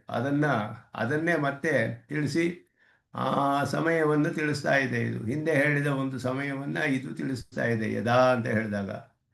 ಆದ್ದರಿಂದ ಇಲ್ಲಿ ನೇರವಾಗಿ ಸ್ಪಷ್ಟವಾಗಿ ನಿರ್ಧಾರಕವಾಗಿ ಹೇಳಿಲ್ಲ. ಆದ್ದರಿಂದ ತರ್ಹಿ ಪೂರ್ವವಾದ ಯಾವುದು ಇದಕ್ಕೆ ಅಂತ ಹೇಳಿದಾಗ ಉಕ್ತಂ ತಮಃ ತಮಸ್ತತ್ವಂ ನಾರಾಯಣಾಧಿಷ್ಠಿತಂ ತಮಯಸ್ಯ ತಮಃ ಶರೀರಂ ಇತಿ ತಮಸಃ ಅಂತರ್ಯಾಮಿತ್ವಾತ್ ನಾರಾಯಣ ಅಧಿಷ್ಠಿತಂ ಇತಿ ಉಕ್ತಂ. ಆದ್ದರಿಂದ ತಮಸ್ಸಿಗೆ ಅಂತರ್ಯಾಮಿಯಾಗಿದ್ದಾನೆ. ಆದ್ದರಿಂದ ಅವನು ಅಧಿಷ್ಠಾತೃ ನಾರಾಯಣ ಅಧಿಷ್ಠಿತಂ ಅಂತ ಹೇಳಲ್ಪಟ್ಟಿದೆ. ಅವನಲ್ಲಿ ಹೋಗಿ ಏಕೀಭಾವದಿಂದ ಇರುತ್ತೆ. ಅಂತರ್ಯಾಮಿ ಚ ಏಷ ಸರ್ವಭೂತಾಂತರಾತ್ಮ ದಿವ್ಯೋ ದೇವ ಏಕೋ ನಾರಾಯಣ ಅಧಿಷ್ಠಾತೃ ಅಂತ ಹೇಳಿರೋದ್ರಿಂದ ಅದು ಅಂತರ್ಯಾಮಿತ್ವವನ್ನು ತಿಳಿಸುತ್ತೆ. ಅಂತರ್ಯಾಮಿಯಾದವನು ಯಾರು ಅಂದರೆ ಎಲ್ಲ ಪ್ರಾಣಿಗಳಿಗೂ ಅಂತರ್ಯಾಮಿಯಾದವನು ದಿವ್ಯನಾದವನು ದೇವ ಏಕಃ ನಾರಾಯಣ ಪ್ರಸಿದ್ಧವಾಗಿದೆ. ಆದ್ದರಿಂದ ಶಿವ ಏವ ಇತ್ಯತ್ರಾಪಿ ಶಿವಶಬ್ದ ವಿಷ್ಣುಪರ ಏವ. ಹೀಗೆ ಹೇಳದೆ ಹೋದರೆ ಅನ್ಯಥಾ ಬಾಧ ಸ್ಯಾತ್, ಅನೇಕ ಪ್ರಮಾಣ ವಿರೋಧ, ಅನೇಕ ಪ್ರಮಾಣಗಳಲ್ಲಿ ವಿರೋಧ ಬರುತ್ತೆ. ಕಿಂಚ ನಾರಾಯಣ ಪರಂಪರಾಯಾಮ್ ಪಾರಮ್ಯಪರಾಯಾಮ್, ನಾರಾಯಣನ ಪಾರಮ್ಯವನ್ನು ತಿಳಿಸುವಂತಹದ್ದು, ಇವನೇ ಪರದೇವತೆ ಅಂತ ತಿಳಿಸುವುದು. ಮಹತ್ಯಾಂ ಉಪನಿಷದಿ ನ ಬ್ರಹ್ಮಾನೇ ಶಾನಃ ಇತಿ ಬ್ರಹ್ಮರುದ್ರಾದೀನಾಂ ಲಯಾಧಿಕಂ ಉಕ್ತಂ. ಅದು ಸ್ಪಷ್ಟವಾಗಿ ಅವರಿಬ್ಬರಿಗೂ ಲಯವೂ ಹೇಳಿದೆ. ವಿಷ್ಣುವುದು ನ ತಥಾ ನೋಕ್ತಂ, ವಿಷ್ಣುವಿಗೆ ಹೇಳಲಿಲ್ಲ ಹಾಗೆ. ಆದ್ದರಿಂದ ನಾರಾಯಣಸ್ಯ ಪಾರಮ್ಯಂ ನ ಕೇನಾಪಿ ನಿಷೇಧುಂ ಶಕ್ಯಂ. ನಾರಾಯಣ ಪದಸ್ಯ ಸಂಜ್ಞಾರೂಪತ್ವೇನ ಅನ್ಯಥಾ ನೇತು ಅಶಕ್ಯತ್ವಾತ್. ಆದ್ದರಿಂದ ಇದು ನತ್ವ ಅನ್ನೋದು ಸಂಜ್ಞಾ ಶಬ್ದ. ನಾರಾಯಣ ನಾರಾಯಣ ಅಯನಂ ನಾರಾಯಣ ಅಂತ ಹೋಗಿ ಸಂಜ್ಞಾವಾಚಕ ಶಬ್ದದಲ್ಲಿ ನಕಾರಕ್ಕೆ ನಕಾರ ಬರುತ್ತೆ, ನಾರಾಯಣ ಅಂತ ಆಗುತ್ತದು. ಇದು ಬೇರೆ ಯಾರಿಗೂ ಹೇಳೋಕ್ಕಾಗೋದಿಲ್ಲ, ಇದನ್ನು ಬೇರೆ ರೀತಿಯಲ್ಲಿ ಅರ್ಥ ಮಾಡೋಕ್ಕಾಗೋದಿಲ್ಲ. ಅದು ಸ್ಪಷ್ಟವಾಗಿ ತಿಳಿಸುತ್ತೆ ನಾರಾಯಣನನ್ನೇ ಅಂತ ಹೇಳೋದು, ಅದನ್ನು ಸ್ಪಷ್ಟಪಡಿಸ್ತಾರೆ. ಅದು ಸಂಗ್ರಹವಾಗಿ ಹೇಳಿದ್ರು ಈ ಶ್ಲೋಕಕ್ಕೆ ಅರ್ಥವನ್ನು. ಶಿವಶಬ್ದವು ಶಂಭು ಶಬ್ದವು ಇದು ಅನೇಕ ಕಡೆ ಬಹಳ ವಿಸ್ತಾರವಾಗಿ ವಿಚಾರ ಮಾಡಲ್ಪಟ್ಟ ವಿಷಯವೇ ಸ್ಥಾಪಿಸಲ್ಪಟ್ಟಿದೆ. ಬ್ರಹ್ಮಸೂತ್ರದಲ್ಲಿಯೂ ಹಾಗೆಯೇ ಇದರಲ್ಲಿಯೂ ಕೂಡ ಈ ಅಥರ್ವಶಿಕೋಪನಿಷತ್ತಿನ ವಾಕ್ಯವನ್ನು ಸುದರ್ಶನ ಸೂರಿಗಳು ಶ್ರೀಭಾಷ್ಯದಲ್ಲಿಯೂ ಕೂಡ ಸುತಪ್ರಕಾಶಿಕೆಯಲ್ಲಿ ವಿಶೇಷವಾಗಿ ತೆಗೆದು ಅರ್ಥ ಮಾಡ್ತಾರೆ. ಅದಕ್ಕೆ 1ನೇ ಅಧ್ಯಾಯದ ಕಡೆಯ ಸೂತ್ರದಲ್ಲಿ, 4ನೇ ಪಾದದ ಕಡೆಯ ಸೂತ್ರದಲ್ಲಿ ಏತೇನ ಸರ್ವೇ ವ್ಯಾಖ್ಯಾತಾಹ ಅನ್ನುವ ಸೂತ್ರದಲ್ಲಿ ಮಿಕ್ಕ ಯಾವ್ಯಾವ ವಾಕ್ಯಗಳಿದೆಯೋ ಕಾರಣತ್ವವನ್ನೆಲ್ಲ ಹೇಳುವಂಥದ್ದು. ಧ್ಯೇಯತ್ವ, ಕಾರಣತ್ವ, ಧ್ಯೇಯತ್ವವು ಕೂಡ ಕಾರಣಂತೂ ಧ್ಯೇಯ ಅಂತ ಹೇಳಿರೋದ್ರಿಂದ ಧ್ಯೇಯತ್ವ, ಕಾರಣತ್ವ ಇದೆಲ್ಲ ಲಿಂಗಗಳು ಎಲ್ಲೆಲ್ಲಿ ಇದೆಯೋ ಲಕ್ಷಣಗಳು, ಆ ಎಲ್ಲ ವಾಕ್ಯಗಳನ್ನು ತೆಗೆದುಕೊಂಡು ಅವರು ಒಂದೊಂದಕ್ಕೂ ಕೂಡ ವಿಸ್ತಾರವಾದ ವ್ಯಾಖ್ಯಾನ ಮಾಡಿ ಸ್ಥಾಪನೆ ಮಾಡ್ತಾರೆ. ಬಾದರಾಯಣರು ಅಷ್ಟು ವಾಕ್ಯಗಳನ್ನು ಎಲ್ಲವನ್ನು ತೆಗೆದು ಹೇಳಲಿಲ್ಲ. ಅದರ ಒಂದು ಸೂತ್ರದಲ್ಲಿ ಅನುಮಾನ ಆದ್ದರಿಂದ ಹೇತುಗಳನ್ನು ಹೇಳಿ ಈಗ ಕಾರಣವಿದ್ದರೆ ಈ ರೀತಿ ನಿಶ್ಚಯ ಮಾಡಬೇಕು ಅಂತ ಸೂತ್ರಗಳನ್ನು ಮಾಡಿಬಿಟ್ರು. ಅದನ್ನು ಮಾಡಿ ನಿಲ್ಲಿಸ್ಬಿಟ್ರು. ಇದರಿಂದ ಮಿಕ್ಕಿದ್ದೆಲ್ಲ ಇದರಂತೆಯೇ ನೀವು ಅರ್ಥ ಮಾಡ್ಕೊಳ್ಳಿ ಅಂತ ಹೇಳಿಬಿಟ್ರು. ಆ ಮಿಕ್ಕ ವಾಕ್ಯಗಳನ್ನೆಲ್ಲ ಸುದರ್ಶನ ಸೂರಿಗಳು ವಿಸ್ತಾರವಾಗಿ ವ್ಯಾಖ್ಯಾನ ಮಾಡಿದ್ದಾರೆ. ಅಲ್ಲಿ ನಾವು ಅದನ್ನು ಅಧ್ಯಯನ ಮಾಡಿದ್ವಿ, ಅದರಲ್ಲಿ ನೋಡ್ಕೊಳ್ಬಹುದು. ಈ ಎಲ್ಲ ವಾಕ್ಯಗಳು ವಿಸ್ತಾರವಾದ ವ್ಯಾಖ್ಯಾನವಿದೆ ಅಂತ. ಮುಂದೆ ಇಲ್ಲಿ ಪರಾಧಿಕರಣ ಅಂತ ಒಂದು ಬ್ರಹ್ಮಸೂತ್ರದಲ್ಲಿ ಬರುವಂಥದ್ದು. ಪರಬ್ರಹ್ಮ ಅಂತ ಹೇಳಲ್ಪಟ್ಟ ವಸ್ತು ಅಂತ ಪರವಾದದ್ದು ಇದೆಯೇ ಅಂತ ಹೇಳಿ ಪರಮತ ಸೇತುವನ್ಮಾನ ಸಂಬಂಧ ಭೇದ ವ್ಯಪದೇಶೇಭ್ಯ ಅಂತ ಸೂತ್ರ ಅಲ್ಲಿ ಪರಾಧಿಕರಣ ಅಂತ ಹೇಳಿ ಪರಮತಃ ಪರಮಾತ್ಮ ಅಂತ ಹೇಳ್ತಿರಲ್ಲ, ಅವನಿಗಿಂತ ಪರವಾದವನೊಬ್ಬ ಇದ್ದಾನೆ. ಯಾವ ಕಾರಣದಿಂದ ಅಂದರೆ ಸೇತು, ಉನ್ಮಾನ, ಸಂಬಂಧ, ಭೇದ 4 ಹೇತುಗಳನ್ನು ಪೂರ್ವ ಪಕ್ಷ ಮಾಡಿ ಬಾದರಾಯಣರು ಈ 4 ಹೇತುಗಳಿಗೂ ಕೂಡ ಒಂದೊಂದಕ್ಕೂ ಬೇರೆ ಬೇರೆ ಸೂತ್ರ ಮಾಡಿ ಯಾಕೆ ಯಾವ ಅರ್ಥದಲ್ಲಿ ಇದು ಹೇಳಿದೆ ಅಂತ ಹೇಳ್ತಾರೆ ಅವರು. ಸೇತು ಅಂದರೆ ಅಮೃತ ಶೇಷ ಸೇತು ಅಂತ ಹೇಳಿದೆ. ಸೇತು ಉನ್ಮಾನ ಅವನಿಗೆ ಚತುಷ್ಪಾದ್ ಬ್ರಹ್ಮ ಅಂತ ಹೇಳಿದೆ, 4 ಪಾದಗಳಿದೆ ಅಷ್ಟೇ ಅಂತ ಹೇಳಿದ್ರೆ ಅವನನ್ನು ಪರಿಚ್ಛೇದ ಮಾಡಿ ಹೇಳಿದಾಗ ಆಗೋಯ್ತು. ಅವನು ಪರಿಚ್ಛಿನ್ನ ಸ್ವರೂಪನಾದವನು. ಅವನನ್ನು ಒಂದು ರೂಪವನ್ನು ಹೇಳಿ ಆಕಾರ ಹೇಳಿ ಇಷ್ಟೇ ಅಂತ ಹೇಳಿಬಿಟ್ರೆ ಆವಾಗ ಒಂದು ಮೆಷರ್ ಹೇಳಿದಾಗ ಆಗ್ಬಿಡುತ್ತೆ. ಅವನು ಹೇಗೆ ಸರ್ವವ್ಯಾಪ್ತನಾದವನು, ಅವನಿಗೆ ಹೇಗೆ ಈ ಥರ ಹೇಳಕ್ಕೆ ಸಾಧ್ಯ ಅಂತ ಹೇಳಿ ಸಂಬಂಧವು ಹೇಳಲ್ಪಟ್ಟಿದೆ. ಅಮೃತಸ್ಯ ಸೇತು ಅಂದಾಗ ಅಮೃತಸ್ಯ ಷಷ್ಠಿ ವಿಭಕ್ತಿ ಸಂಬಂಧ ಸಾಮಾನ್ಯವನ್ನು ತಿಳಿಸುತ್ತೆ. ಆ ಸೇತು ಅಮೃತವೂ ಬೇರೆ, ಅದು ಸೇರಿಸುವವನು ಬೇರೆ, ಪ್ರಾಪ್ಯ ಪ್ರಾಪಕರು ಬೇರೆ ಅಂತ ತಿಳಿದು ಬರುತ್ತೆ, ಭೇದವಿದೆ.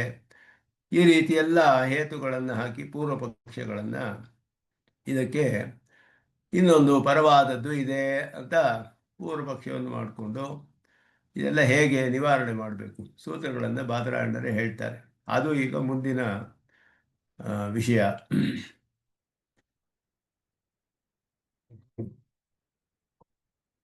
ಅದನ್ನು ಮುಂದಿನ ಶ್ಲೋಕದಲ್ಲಿ ಈಗ ವಿಚಾರ ಮಾಡ್ತಾರೆ. ಮುಂದಿನ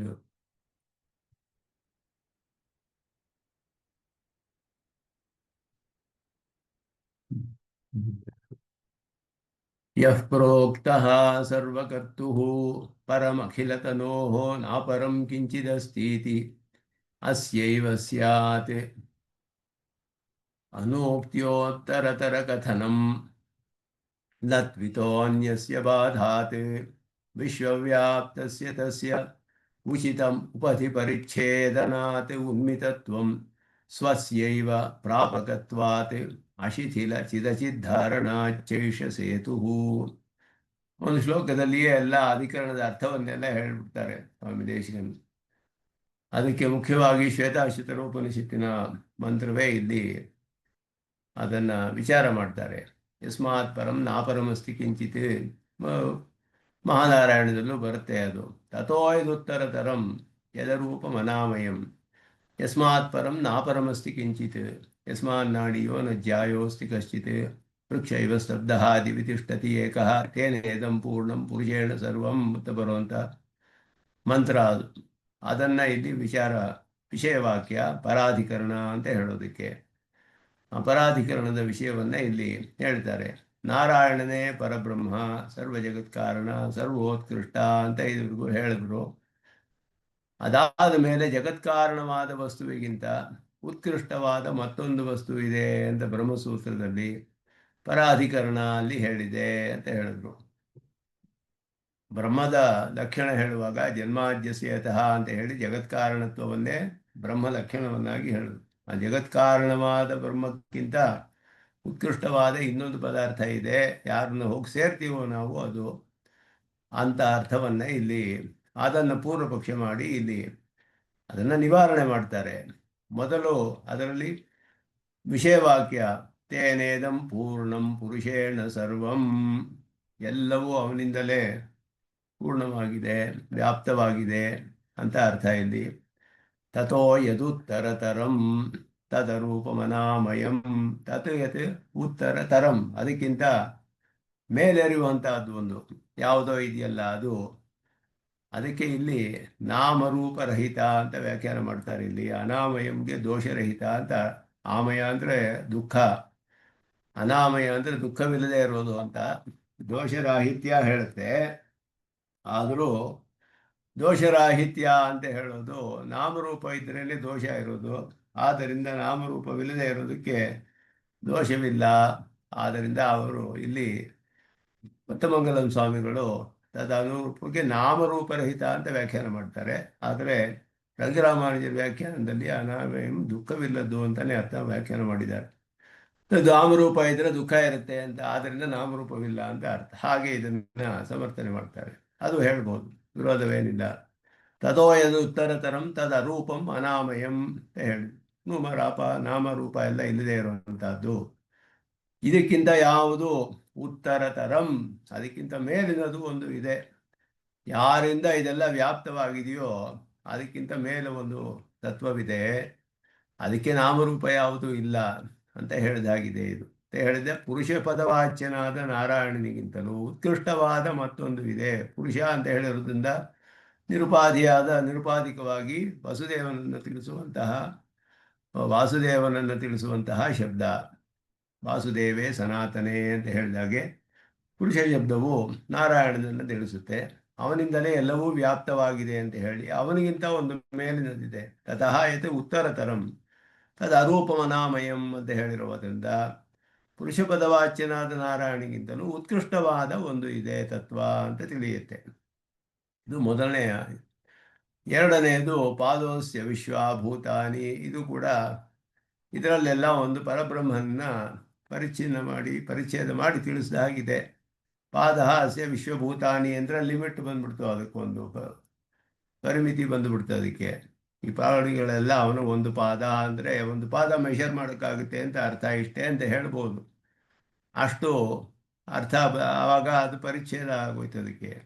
ಅಪರಿಚ್ಛಿನ್ನವಾದ ಪದಾರ್ಥಕ್ಕೆ ಅಸ್ಯ ಪಾದ ಪರಬ್ರಹ್ಮನಿಗೆ ಅವಯವವಾದಿ ನಿರ್ದೇಶ. ಅವಯವ ಅಂತಲೂ ಹೇಳ್ಬೋದು. ಪಾದ ಸಹಸ್ರ ಶೀರ್ಷಂ ದೇವಂ ಅಂತ ಹೇಳಿದೆ. ಅವಯವ ಇತ್ತು ಅಂತ ಹೇಳಿದ್ರೆ ಒಂದು ಮೂರ್ತಿ ಇರಬೇಕು. ಮೂರ್ತಿ ಇದ್ದರೆ ಪರಿಮಿತವಾಗಿರಬೇಕು. ಆದ್ದರಿಂದ ಅಪರಿಮಿತವಾದ ಮತ್ತೊಂದು ವಸ್ತುವನ್ನು ಒಪ್ಕೊಳ್ಬೇಕು. ಪರಿಮಿತವಾದ ಪದಾರ್ಥವೇ ಪರತತ್ವವಲ್ಲ, ಅಪರಿಮಿತವಾದದ್ದೇ ಪರತತ್ವ. ಆದ್ದರಿಂದ ಅಪರಿಮಿತವಾದ ಇನ್ನೊಂದು ಪದಾರ್ಥ ಇದೆ ಅಂತ ತಿಳಿದುಕೊಳ್ಬೇಕು. ಮೂರನೇದು ಅಮೃತಸ್ಯ ಏಷ ಸೇತು ಅಂತ ಹೇಳೋದು.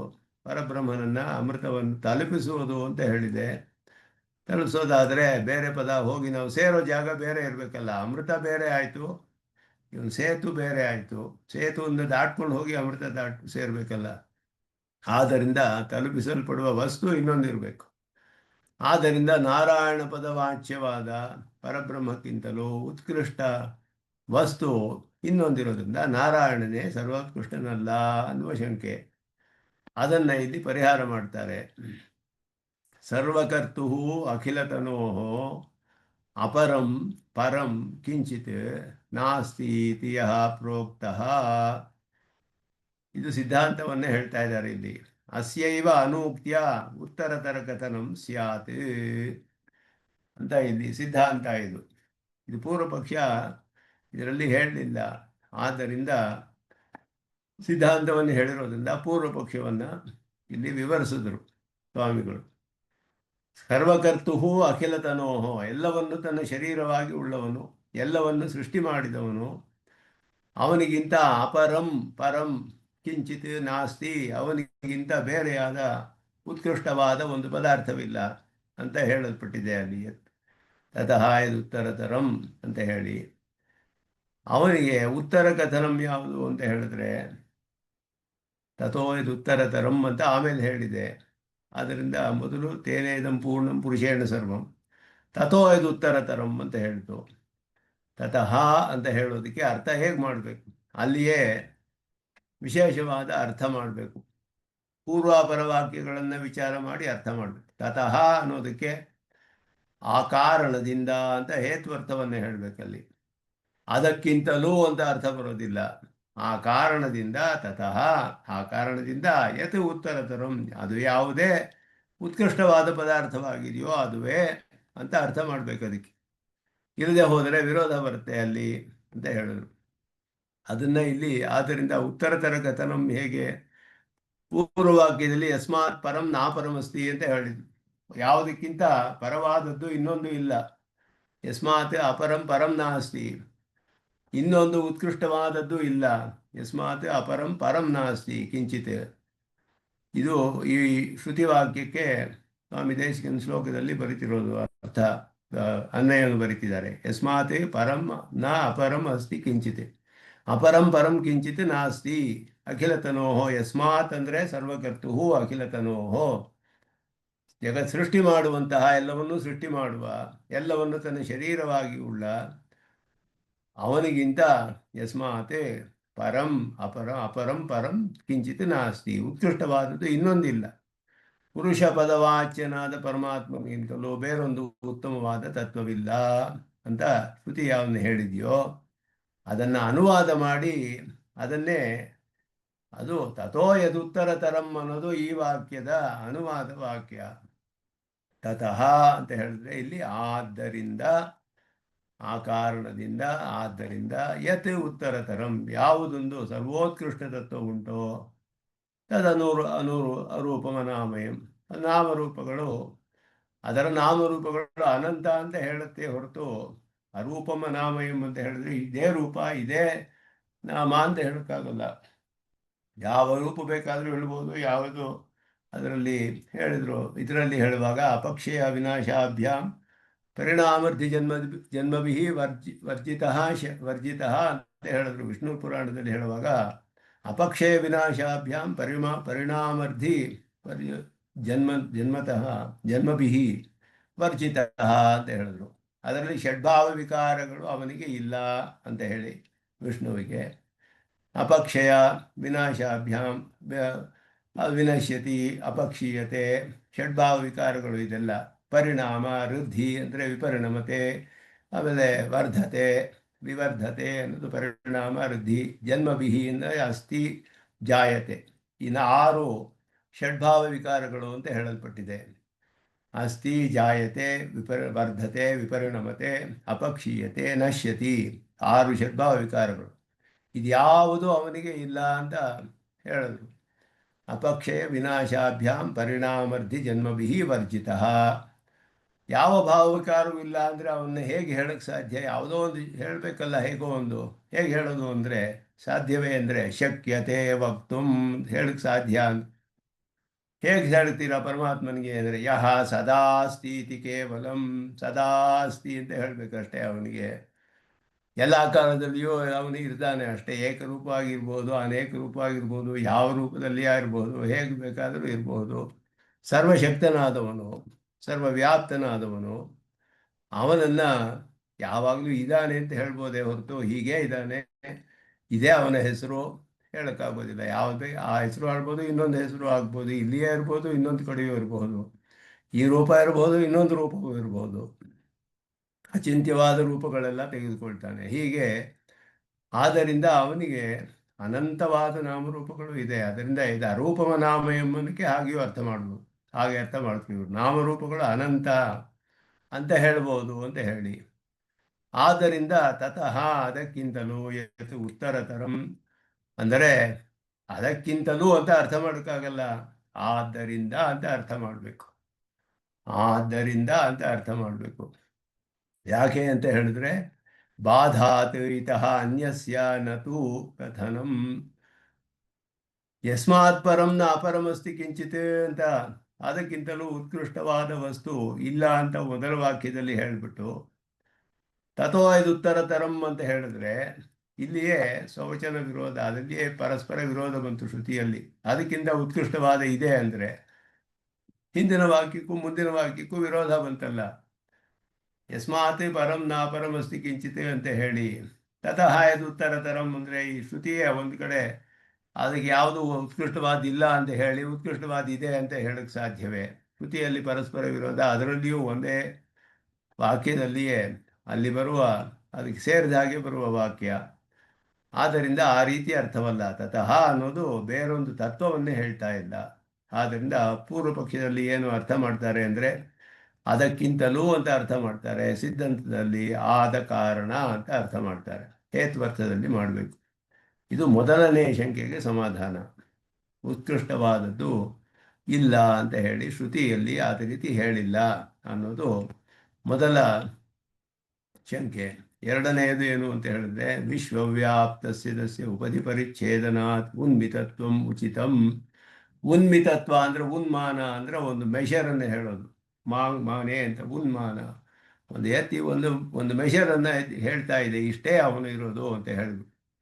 ಇದು ಅವನ ಒಂದು ಪಾದ. ಇದು ಹೀಗೆ ಅವನನ್ನು ಇಡೀ ಒಂದು ರೂಪ ಮಾಡಿ ತಿಳಿದುಕೊಳ್ಬಹುದು. ಅವನ್ನ ಧ್ಯಾನ ಮಾಡುವುದಕ್ಕೋಸ್ಕರ ಉಪಾಸಕನ ಒಂದು ಸೌಕರ್ಯಕ್ಕೋಸ್ಕರ ಅವನಿಗೆ ಒಂದು ತಿಳಿಯುವಂತಹ ಒಂದು ರೂಪವನ್ನು ಹೇಳಿ ಆ ರೂಪವನ್ನು ಧ್ಯಾನ ಮಾಡುವಂಥ ಶ್ರುತಿ ಹೇಳುತ್ತೆ. ಅನೇಕ ಉಪಾಸನೆಗಳಲ್ಲಿ ಹಾಗೆ ಬರುತ್ತೆ. ಅವನಿಗೆ ಒಂದು ನಮ್ಮ ಮನಸ್ಸಿಗೆ ಎಟುಕುವಂತಹ ಒಂದು ರೂಪವನ್ನು ತಿಳಿಸಿ ಆ ರೂಪವನ್ನು ಇಟ್ಟುಕೊಂಡು ಧ್ಯಾನ ಮಾಡಿ ಇವನನ್ನು ಅಂತ ಶ್ರುತಿ ಹೇಳುತ್ತೆ. ಈ ರೀತಿ ಅವನಿಗೆ ಒಂದು ಪರಿಚ್ಛಿನ್ನವಾದ ರೂಪ ಹೇಳಿದೆ. ಇದರಲ್ಲಿಯೂ ಹಾಗೆ ಬರುತ್ತೆ. ಆನಂದ ಮೀಮಾಂಸೆ ಅದರಲ್ಲೆಲ್ಲ ಹಾಗೆಯೇ ಬರುತ್ತೆ. ಎಲ್ಲಕ್ಕೂ ರೂಪಗಳು ಹೇಳಲ್ಪಟ್ಟಿದೆ. ಅವನ ಹೃದಯ ಇದು, ಅವನ ಪಕ್ಷಗಳು, ಅವನ ಪುಚ್ಛ ಇದೆಲ್ಲ ಹೇಳಲ್ಪಟ್ಟಿದೆ. ಆದರೆ ಇದೆಲ್ಲ ಕೂಡ ಉಪಾಸನೆಗೋಸ್ಕರ ಹೇಳಲ್ಪಟ್ಟಿರುವಂಥದ್ದು ಅಂತ ಅರ್ಥ. ಇದರಿಂದ ಅವನಿಗಿಂತ ಉತ್ಕೃಷ್ಟವಾದಿದೆ ಅಂತ ಅರ್ಥವಾಗಲ್ಲ. ಜಗತ್ತೆಲ್ಲ ವ್ಯಾಪಿಸಿರುವ ಪರಮಾತ್ಮನಿಗೆ ಉಪಾಧಿ ವಿಶೇಷದಿಂದ ಅಲ್ಪ ಪರಿಮಾಣವನ್ನು ಹೇಳೋದು. ಅದೇ ರೀತಿ ಧಾರಾಕಾಶ ಅಂತ ಹೇಳುತ್ತೆ ಧಾರವಿದ್ಯೆಯಲ್ಲಿ. ಧಾರಃ ಅಸ್ಮಿನ್ ಅಂತರಾಕಾಶ ತಸ್ಮಿನ್ನಿರಂತಹ ತದುಪಾಸಿತವ್ಯ. ಒಂದು ಚಿಕ್ಕ ಆಕಾಶವಿದೆ, ಅಲ್ಲಿರುವ ಕಲ್ಯಾಣ ಗುಣಗಳೊಡನೆ ಸೇರಿದ ಪರಮಾತ್ಮನನ್ನು ಧ್ಯಾನ ಮಾಡು ಹೃದಯಾಕಾಶದಲ್ಲಿ ಅಂದರೆ ಹೃದಯಾಕಾಶದಲ್ಲಿ ಹೇಳಿಬಿಟ್ರಲ್ಲ ಹೇಗೆ ಅಂತ ಹೇಳಿದ್ರೆ, ಇದು ಬಹಳ ಚಿಕ್ಕ ಜಾಗ ಆಯ್ತಲ್ಲ ಅಂದರೆ, ಹೊರಗಡೆ ಆಕಾಶದಲ್ಲಿ ಏನೇನಿದೆಯೋ ಎಲ್ಲ ಈ ಚಿಕ್ಕ ಆಕಾಶದಲ್ಲಿದೆ ಅಂತ ಶ್ರುತಿ ಹೇಳುತ್ತೆ. ಅವಾನ್ವಾಯಂ ಆಕಾಶ ತಾವಾನೇಮ ಅಂತರ್ಹೃದಯ ಆಕಾಶ ಅಂತ ಹೇಳಿ ಏನೇನಿದೆಯೋ ಎಲ್ಲವೂ ಕೂಡ ಇದರೊಳಗಡೆ ಸೇರಿದೆ. ಸರ್ವಂ ಅಸ್ಮಿನ್ ಸಮಾಹಿತಂ ಅಂತ ಶ್ರುತಿ ಹೇಳುತ್ತೆ. ಆದರೆ ಅವನ ಉಪಾಸನೆ ಮಾಡೋಕ್ಕೋಸ್ಕರ ಹೃದಯದಲ್ಲಿಯೇ ಇದ್ದಾನೆ ಪರಮಾತ್ಮ, ಅವನಿಗೆ ಅನುಗ್ರಹ ಮಾಡೋಕ್ಕೆ. ಹಾಗೆ ಅವನನ್ನು ಅಪರಿಚ್ಛಿನ್ನನಾದ ಪರಮಾತ್ಮನನ್ನು ಒಂದು ಉಪಾಧಿ ವಿಶೇಷದಿಂದ ಅಲ್ಪ ಪರಿಮಾಣವನ್ನಾಗಿ ಉಪಾಸನೆ ಮಾಡೋಕ್ಕೆ ಯಾವುದರಲ್ಲಿ ವಿರೋಧವಿಲ್ಲ. ಶ್ರುತಿಯೇ ಅದನ್ನು ಹೇಳುತ್ತೆ. ಹೇಗೆ ಲೌಕಿಕವಾದ ಉದಾಹರಣೆಯನ್ನು ಕೊಡ್ತಾರೆ. ಆಕಾಶ ಸರ್ವವ್ಯಾಪ್ತಿ ಹೊಂದಿದೆ, ಎಲ್ಲ ಕಡೆಯೂ ಇದೆ. ಘಟಾಕಾಶ ಅಂತ ಹೇಳಿದಾಗ ಘಟದ ಒಳಗಡೆ ಇರುವ ಆಕಾಶವನ್ನು ತಿಳಿಸುತ್ತೆ. ಅಂದರೆ ಆಕಾಶ ಅಷ್ಟೇ ಅಂತ ಅರ್ಥವಲ್ಲ, ಎಲ್ಲ ಕಡೆಯೂ ಇರುವ ಆಕಾಶವು ಘಟದ ಒಳಗಡೆಯೂ ಇದೆ. ಆ ಘಟದ ಒಳಗಡೆ ಇರುವ ಆಕಾಶ ಹೇಗೆ ತಿಳಿಬೇಕು ಅಂದರೆ ಘಟಾಕಾಶ ಅಂತ ತಿಳಿಬೇಕು. ಹಾಗೆ ಅದು ವಿಭುವಾದ ಪರಮಾತ್ಮನನ್ನು ಹೃದಯಾಂತರಾಳ ರೂಪವಾದ ಉಪಾಧಿಯಿಂದ ಅಲ್ಪ ಪರಿಮಾಣದವನು ಅಂತ ಹೇಳೋದ್ರಲ್ಲಿ ವಿರೋಧ ಇಲ್ಲ. ಆದ್ದರಿಂದ ಉನ್ಮಾನ ಅನ್ನೋದು ಹೇಳಿದೆ ಅಲ್ಲಿ. ಮೂರನೇ ಶಂಕೆಗೆ ಒಂದು ಸಮಾಧಾನ, ಅದು ಅಮೃತಸ್ಯ ಏಷ ಸೇತು ಸ್ವಸ್ಯೈವ ಪ್ರಾಪಕತ್ವಾತ್ ಅಶಿಥಿಲ ಚಿದಚಿದ್ಧಾರಣಾಚ ಏಷ ಸೇತು. ಸೇತು ಅನ್ನೋ ಶಬ್ದಕ್ಕೆ ಬೇಕಾದಷ್ಟು ಅರ್ಥಗಳಿದೆ. ಸಿನೋತಿ, ಬಧ್ನಾತಿ ಅಂತ ಅರ್ಥಗಳೆಲ್ಲ ಇದೆ ಅದರಲ್ಲಿ ಸೇತು ಅನ್ನೋ ಶಬ್ದಕ್ಕೆ. ಆದ್ದರಿಂದ ಸೇತು ಶಬ್ದಕ್ಕೆ ಎಲ್ಲವನ್ನು ಅವನು ವಿಧರಣ, ಯೇಷಾಂ ಲೋಕಾನಾಂ ಅಸಂಭೇದಾಯ ಏಷ ಸೇತು ವಿಧರಣ, ಯೇಷಾಂ ಲೋಕಾನಾಂ ಅಸಂಭೇದಾಯ ಅಂತ ಶ್ರುತಿ ಹೇಳುತ್ತೆ. ಏಷ ಸೇತು ವಿಧರಣ ಆಂ ಲೋಕಾನಾಂ ಅಸಂಭೇದಾಯ ಅಂದರೆ ಸಾಂಕರ್ಯವಿಲ್ಲದಂತೆ, ಒಂದಕ್ಕೊಂದು ಮಿಶ್ರವಾಗುವುದಿಲ್ಲ. ಆದ್ದರಿಂದ ಈ ಲೋಕಗಳೆಲ್ಲ ಅಂದರೆ ಲೋಕದಲ್ಲಿರುವ ಎಲ್ಲ ಪ್ರಾಣಿಗಳು ಕೂಡ ಒಬ್ಬೊಬ್ಬರ ಕರ್ಮ ಒಬ್ಬೊಬ್ಬರ ಕರ್ಮಕ್ಕೆ ಸೇರೋದಿಲ್ಲ, ಮಿಕ್ಸ್ ಆಗೋದಿಲ್ಲ. ಎಲ್ಲ ಅವರವರ ಕರ್ಮಫಲ ಅವರವರಿಗೆ ಅನುಭವಿಸ್ಬೇಕು. ಎಲ್ಲರಿಗೂ ಅಂತರ್ಯಾಮಿ ಇದ್ರು, ಎಲ್ಲವನ್ನು ಧರಿಸಿದ್ರು ಕೂಡ ಯಾವ ಒಂದು ಮಿಶ್ರಣವಿಲ್ಲದಂತೆ ಎಲ್ಲವನ್ನು ಧರಿಸಿದಾನವನು. ಏಷ ಸೇತು ಅಂತ ಹೇಳುತ್ತೆ ಅಲ್ಲಿ. ಎಲ್ಲ ಆ ರೀತಿ ಧಾರಣೆ ಮಾಡಿದಾನವನು. ಎಲ್ಲವನ್ನು ಒಂದು ಮಿಶ್ರಣವೂ ಇಲ್ಲದೆ ಸಾಂಕರ್ಯವಿಲ್ಲದೆ ಅವನು ಏಷ ಸೇತು ವಿಧರಣ ಯಶಾಂ ಲೋಕಾನಾಂ ಅಸಂಭೇದಾಯ, ಆ ರೀತಿ ಇದಾನವನು. ಅಮೃತಶೇಷ ಸೇತು ಅಂತ ಹೇಳಿದಾಗ ಅಮೃತನೂ ಅವನೇ, ಸೇತುವು ಅವನೇ. ಅದು ಅನೇಕ ಕಡೆ ಬೇರೆ ಶ್ರುತಿಗಳಲ್ಲಿ ಸ್ಪಷ್ಟವಾಗಿ ಅವನೇ ಪ್ರಾಪ್ಯ ಅನ್ನೋದು ಹೇಳಲ್ಪಟ್ಟಿದೆ. ಪ್ರಾಪ್ಯ ಪ್ರಾಪಕ ಎರಡೂ ಅವನೇ ಆಗಿದ್ದಾನೆ ಅನ್ನೋದು ಕೂಡ ಶಿಥಿಲವಾಗದಂತೆ ಚೇತನಾಚೇತನ ವ್ಯವಸ್ಥೆಯನ್ನು ಪಾಲಿಸ್ತಾ ಇದ್ದಾನೆ. ಯಾವ ಒಂದು ಮಿಶ್ರಣವಿಲ್ಲದೆ, ಯಾವ ಒಂದು ಶಿಥಿಲವಾಗದೆ ಎಲ್ಲವೊಂದು ಧರಿಸಿದಾನಲ್ಲ ಪರಮಾತ್ಮ, ಅವನನ್ನು ಸೇತು ಸಾಮಾನ್ಯಾತ್ ಅಂತ ಸೂತ್ರ. ಸೇತು ಸಾಮಾನ್ಯಾತ್ತು ಅಂತ ಹೇಳಿದ್ರು. ಸಾಮಾನ್ಯಾತ್ತು ಅಂತಲೇ ಒಂದು ಸೂತ್ರ ಹಾಕಿದ್ರು ಬಾದರಾಯಣ. ಸೇತು ಸಾಮಾನ್ಯ ಸಿನೋತಿ ಬಧ್ನಾತಿ ಎಲ್ಲವನ್ನು ಮಿಶ್ರಣವಿಲ್ಲದೆ ಧರಿಸಿದಾನಲ್ಲ ಅವನು, ಆದ್ದರಿಂದ ಸೇತು ಶಬ್ದ ಹೇಳಲ್ಪಟ್ಟಿದೆ ಅನ್ನೋದನ್ನು ಹೇಳ್ತಾರೆ. ಹಾಗೆಯೇ ಬೆಳಕು ಎಲ್ಲ ಕಡೆಯೂ ಇದೆ. ಸೂರ್ಯನ ಬೆಳಕು ಒಂದು ಕಿಂಡಿಯಲ್ಲಿ ಕೂಡ ನೋಡ್ತೀವಿ ಅವನ್ನ. ಆದ್ದರಿಂದ ಅದು ಒಂದು ಚಿಕ್ಕ ಜಾಗದಲ್ಲಿ ನೋಡೋದು ಹೇಗೆ ಸಾಧ್ಯವಾಗುತ್ತೆ? ಹಾಗೆಯೇ ಇದೆಲ್ಲ ಕೂಡ ಸೂತ್ರಗಳಲ್ಲಿ ಸ್ಪಷ್ಟವಾಗಿ ಬಾದರಾಯಣರೇ ಅದನ್ನೆಲ್ಲ ಪರಿಹಾರ ಮಾಡ್ತಾರೆ. ಬುದ್ಧ್ಯರ್ಥ ಪಾದವತಿ ಅಂದರು. ಬುದ್ಧ್ಯರ್ಥ ಅಂತ ಹೇಳಿದ್ರೆ ಅದು ಉಪಾಸಕನಿಗೆ ಧ್ಯಾನ ಮಾಡುವುದಕ್ಕೆ ಸುಲಭವಾಗಲಿ ಅಂತ ಹೇಳಿ ಅದು ಹೇಳಲ್ಪಟ್ಟಿದೆ ಅಂತ ಅರ್ಥ ಮಾಡಿದ್ರು. ಉಪಾಸಕನಿಗೆ ಮನಸ್ಸಿಗೆ ಒಂದು ಆಲಂಬನೆ ಬಂದು ಧ್ಯಾನ ಮಾಡಬೇಕಾದ್ರೆ ಒಂದು ಪರಿಚ್ಛಿನ್ನವಾದ ರೂಪ ಹೇಳಬೇಕು. ಅಪರಿಚ್ಛಿನ್ನವಾದ ಧ್ಯಾನ ಮಾಡುವಂದರೆ ಹೇಗೆ ಮಾಡೋಕ್ಕೆ ಸಾಧ್ಯ? ಉಪನಿಷತ್ತು ಒಂದು ಪರಿಚ್ಛಿನ್ನವಾದ ರೂಪವನ್ನು ಹೇಳಿ ಈ ರೂಪದಲ್ಲಿ ಅವನನ್ನು ಧ್ಯಾನ ಮಾಡಿ ಅಂತ ಉಪದೇಶ ಮಾಡುತ್ತೆ. ಆದ್ದರಿಂದ ಹೆಂಗೆ ವಿಧಿಸಿದೆಯೋ ಆ ರೀತಿ ಮಾಡಬೇಕು ಅದನ್ನು. ಅದರಲ್ಲಿ ಯಾವ ವಿರೋಧವೂ ಇಲ್ಲ. ಆದ್ದರಿಂದ ಇದ್ಯಾವುದು ಕೂಡ ಇನ್ನೊಂದು ಉತ್ಕೃಷ್ಟವಾದ ತತ್ವ ಇದೆ ಅಂತ ತಿಳಿಸೋದಿಲ್ಲ. ಇದೆಲ್ಲ ಪರಮಾತ್ಮನಿಗೆ ವಿಶೇಷವಾದ ವಿಷಯಗಳನ್ನು ತಿಳಿಸುತ್ತೆ ಅವನ ವಿಷಯದಲ್ಲಿ ಅನ್ನೋದು ಅದನ್ನು ಸ್ಪಷ್ಟಪಡಿಸ್ತಾರೆ ಇದರಲ್ಲಿ. ಅದನ್ನು ಇನ್ನೊಂದು ಸ್ವಲ್ಪ ವಿಸ್ತಾರವಾಗಿ ಸಂಸ್ಕೃತ ವ್ಯಾಖ್ಯಾನದಲ್ಲಿ ತಿಳಿಸ್ತಾರೆ.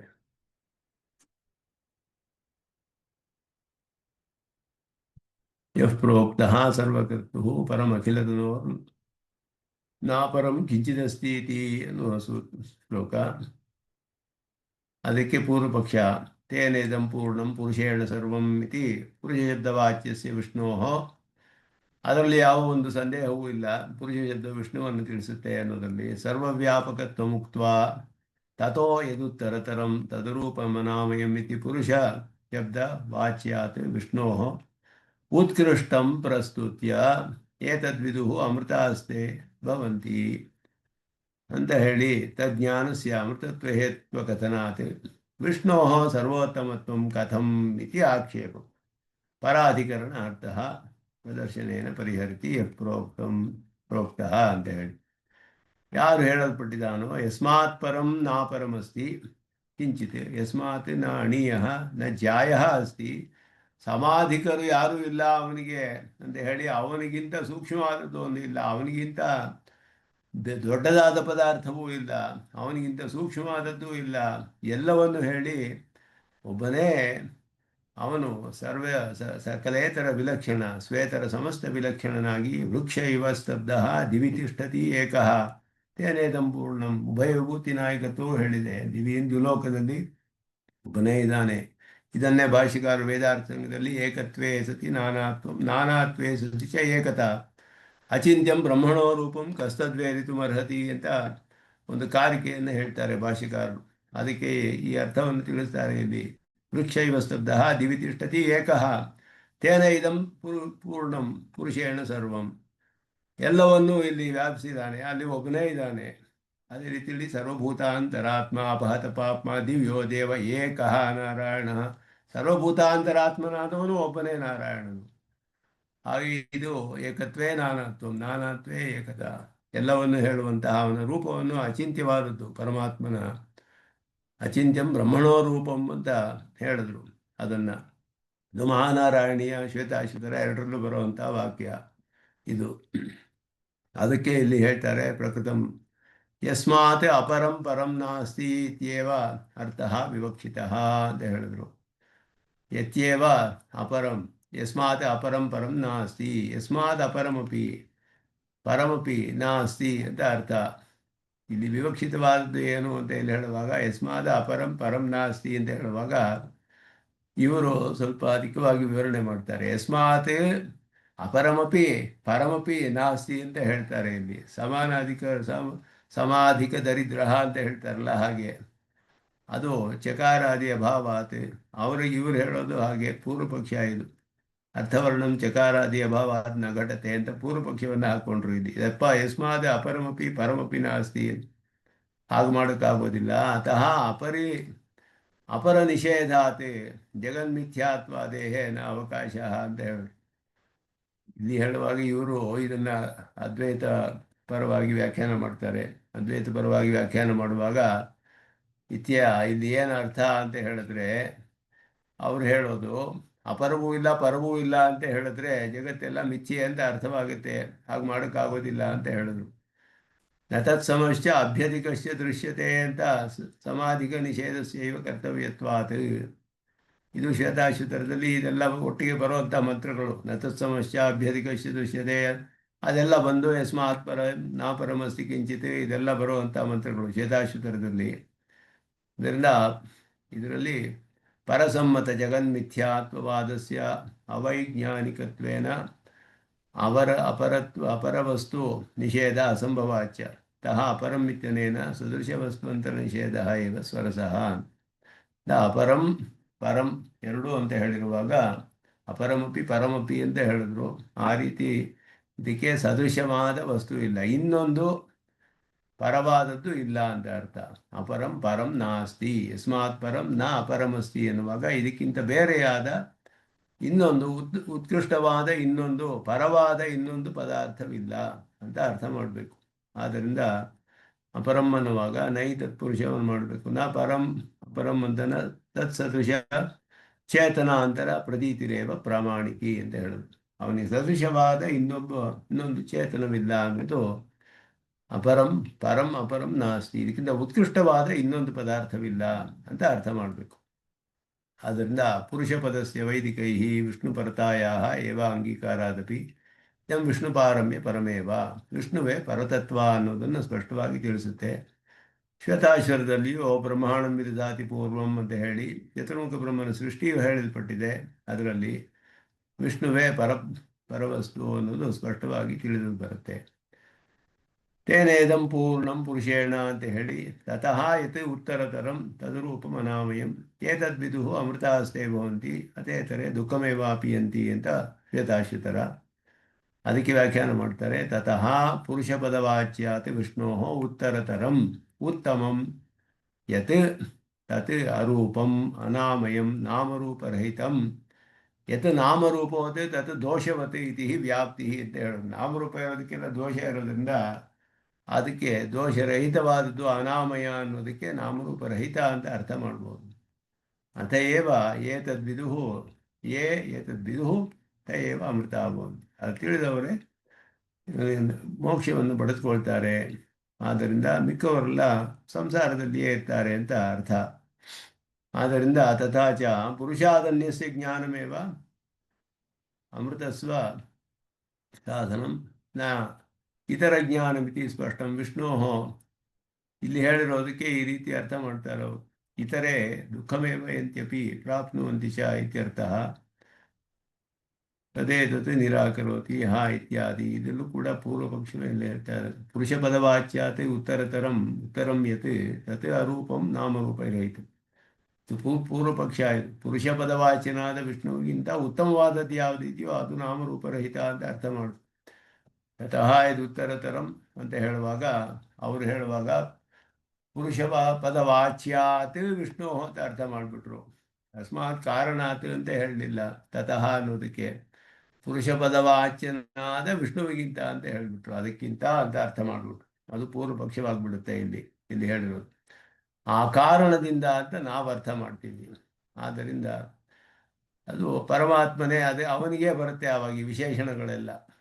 ಇಲ್ಲಿ ಪುರುಷ ಪದವಾಚ್ಯಾತ್ ವಿಷ್ಣು ಪೂರ್ವ ಪಕ್ಷವನ್ನು ನಿರೂಪಣೆ ಮಾಡ್ತಾ ಇದ್ದಾರೆ. ಇಲ್ಲಿ ಪುರುಷ ಪದವಾಚ್ಯಾತ್ ವಿಷ್ಣು ಅಂತ ಅರ್ಥವಲ್ಲ ನಾವು ಮಾಡೋದು. ತತಃ ಅಂದರೆ ತಸ್ಮಾತ್ ಕಾರಣಾತ್ ಅಂತ ಅರ್ಥ ಮಾಡಬೇಕು.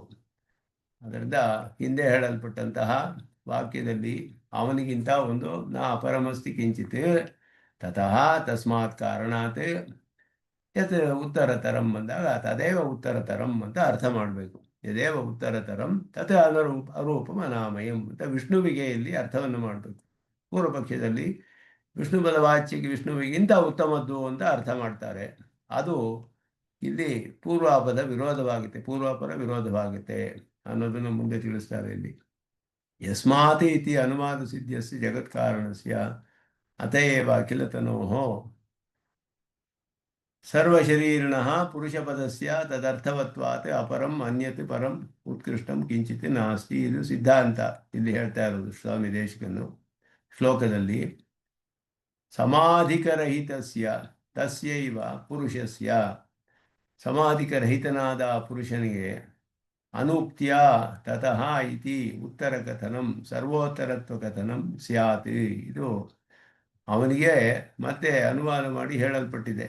ಇತಃ ಪೂರ್ವೋಕ್ತಾತ್ ಪುರುಷಾತ್ ಅನ್ಯಸ್ಯತು ನ ಉತ್ತರತ್ವ ಕಥನಂ. ಆದ್ದರಿಂದ ಇವನಿಗಿಂತ ಬೇರೆ ಯಾರೋ ಒಬ್ಬರು ಉತ್ತರತರ ಅಂತ ಅಲ್ಲಿ ಹೇಳಿಲ್ಲ, ಅವನೇ ಉತ್ತರತರ ಅಂತಾನೆ ಅರ್ಥ ಮಾಡಬೇಕು. ಇಲ್ಲದೆ ಹೋದರೆ ಪೂರ್ವಾಪರ ವಿರೋಧ ಬರುತ್ತೆ ಅಂತ ಹೇಳು. ಯಸ್ಮಾತ್ ಅನ್ಯತೆ ಪರಂ ನಾಸ್ತಿ ಇತಿ ಉಕ್ತ್ವಾ ತತಃ ಯತ್ ಉತ್ತರತರಂ ಇತಿ ಕಥನಂ. ಈ ಉನ್ಮತ್ತ ಪ್ರಲಾಪಾಯತ ಅಂತ ಹೇಳಿದ್ರು. ಅದಕ್ಕಿಂತ ಬೇರೆ ಒಂದು ಇದೆ ಅಂತ ಹೇಳಿದ್ರೆ ವಿರೋಧ ಬಂತು. ಯಾಕೆ ಅಂದರೆ ಅದಕ್ಕಿಂತ ಪರವಾದದ್ದು ಇಲ್ಲ ಅಂತ ಹೇಳಿಬಿಟ್ಟು ಅದಕ್ಕಿಂತ ಪರವಾದ ಇದೆ ಅಂತ ಹೇಳಿದ್ರೆ ಪರಸ್ಪರ ಅಲ್ಲಿಯೇ ವಿರೋಧ ಬರುತ್ತೆ. ಆದ್ದರಿಂದ ನಾ ಅವಧೌ ಪಂಚಮಿ ಕಿಂತು ಹೇತೌ ಪಂಚಮಿ ಅಂತ ಹೇಳೋದು. ಆದ್ದರಿಂದ ಅದರಲ್ಲಿ ಆ ಕಾರಣದಿಂದ ಅಂತ ಹೇಳಬೇಕು, ಅದಕ್ಕಿಂತ ಅಂತ ಅರ್ಥ ಹೇಳಬಾರ್ದು ಅಂತ ಹೇಳಿ ಅದನ್ನು ಅರ್ಥ ಮಾಡ್ತಾರೆ. ತಸ್ಮಾತ್ ಕಾರಣಾತ್ ಇತ್ಯರ್ಥ. ತಸ್ಮಾತ್ ಕಾರಣಾತ್ ಅಂತ ಅರ್ಥ ಮಾಡಬೇಕು. ಅದರಿಂದ ಈ ಶ್ಲೋಕಕ್ಕೆ ಭಾಷೆಕಾರರೇ ಮಾಡಿದ್ದಾರೆ ಈ ವ್ಯಾಖ್ಯಾನವನ್ನು ಭಾಷ್ಯದಲ್ಲಿ. ತಥೋ ಉತ್ತರತರಂ ಅಂತ ಹೇಳಿ ತತಃ ಶಬ್ದವೇ ಪ್ರಧಾನವಾದದ್ದು ಅಲ್ಲಿ. ಆದ್ದರಿಂದ ಯಸ್ಮಾತ್ ಪರಂ ನಾಪರಮಸ್ತಿ ಕಿಂಚಿತ್ ಅಂದಾಗ ಪರಂ ಪರಂ ನಾಸ್ತಿ ಕಿಂಚಿತ್ ನಾಸ್ತಿ, ಅದು ಸ್ಪಷ್ಟವಾಗಿದೆ. ಇನ್ನೊಂದು ಉತ್ಕೃಷ್ಟವಾದದ್ದಿಲ್ಲ. ತತಃ ತಸ್ಮಾತ್ ಕಾರಣಾತ್ ಯತ್ ಉತ್ತರತರಂ, ಅದುವೇ ಉತ್ತರತರವಾಗಿದೆ, ಶ್ರೇಷ್ಠವಾಗಿದೆ, ಅದು ಅರೂಪಂ ಅನಾಮಯಂ ಅಂತ ಅರ್ಥ ಮಾಡಿ ಅವರ ಜ್ಞಾನದಿಂದಲೇ ಮೋಕ್ಷ ಬರುತ್ತೆ ಅಂತ ಹೇಳಿ ಆ ರೀತಿ ಅರ್ಥ ಮಾಡಬೇಕು.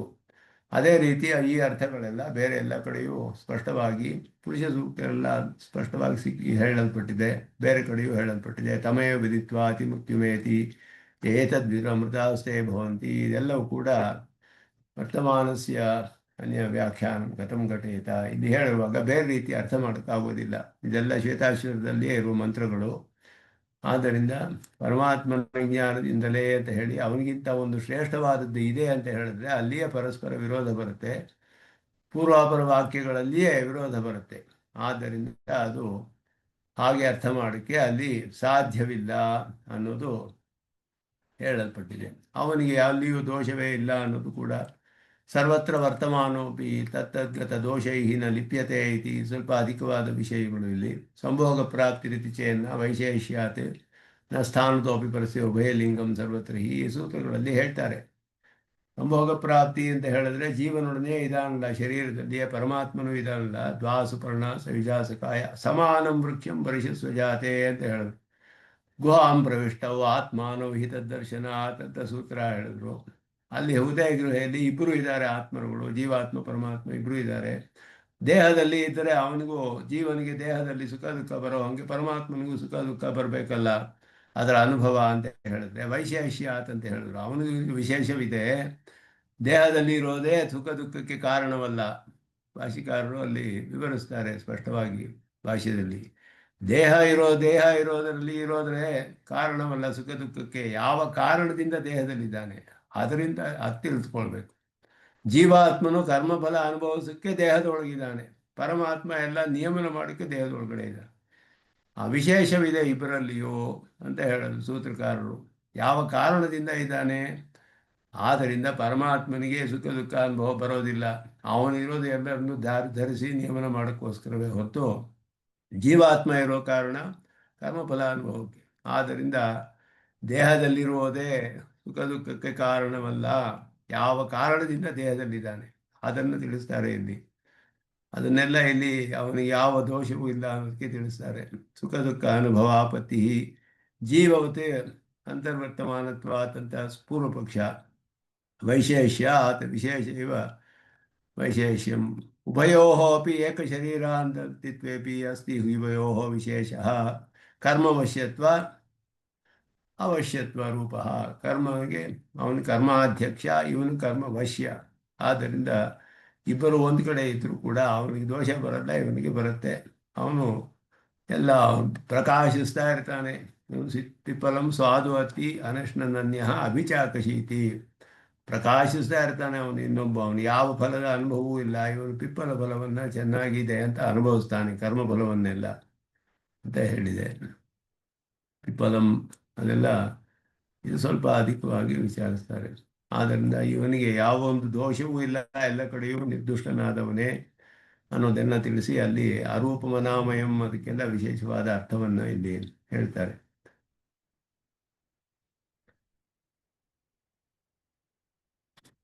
ಮುಂದಿನ ವಿಶ್ವವ್ಯಾಪ್ತಸ್ಯ ತಸ್ಯ ಉಚಿತಮುಪತಿ ಪರಿಚ್ಛೇದ ಅನುನ್ಮಿತತ್ವಂ ಪರಿಚ್ಛೇದನಾತ್ ಉನ್ಮಿತತ್ವಂ. ಪರಿಚ್ಛೇದ ಮಾಡಿ ಉನ್ಮಾನ ಹೇಳೋದ್ರಲ್ಲಿ ವಿರೋಧವಿಲ್ಲ. ಇಂದ ಪಾದೋಸ್ಯ ವಿಶ್ವಭೂತಾನಿ ಮೊದಲಾದದೆಲ್ಲ ಚತುಷ್ಪಾದ್ ಬ್ರಹ್ಮ ಇದೆಲ್ಲ ಅವನಿಗೆ ಒಂದು ಪರಿಮಿತವಾದ ರೂಪ ಹೇಳಿದೆ, ಸಾವಯವತ್ವವೆಲ್ಲ ಹೇಳಿದೆ. ಹೇಳಿದ್ರು ಕೂಡ ಇದು ಉಪಾಸನಾರ್ಥವಾಗಿ ಬುದ್ಧಿಯರ್ಥ ಪಾದವತೆ ಅಂತ ಸೂತ್ರದಲ್ಲಿ ಹೇಳ್ತಾರವರು. ಆದ್ದರಿಂದ ಇದೆಲ್ಲವೂ ಕೂಡ ಉಪಾಧಿ ವಿಶೇಷದಿಂದ ಅವನಿಗೆ ಪರಿಮಿತತ್ವವಿದೆ ಹೊರತು ಸ್ವರೂಪದಲ್ಲಿ ಅವನು ಅಪರಿಮಿತನಾದವನು ಅನ್ನೋದು ಸ್ಪಷ್ಟವಾಗಿ ತಿಳಿದು ಬರುತ್ತೆ ಅನ್ನೋದನ್ನು ಹೇಳಿದ್ರು. ಅಮೃತ ಸೇತು ಇದೆಲ್ಲ ಅದುವೇ ಅರ್ಥವೇ.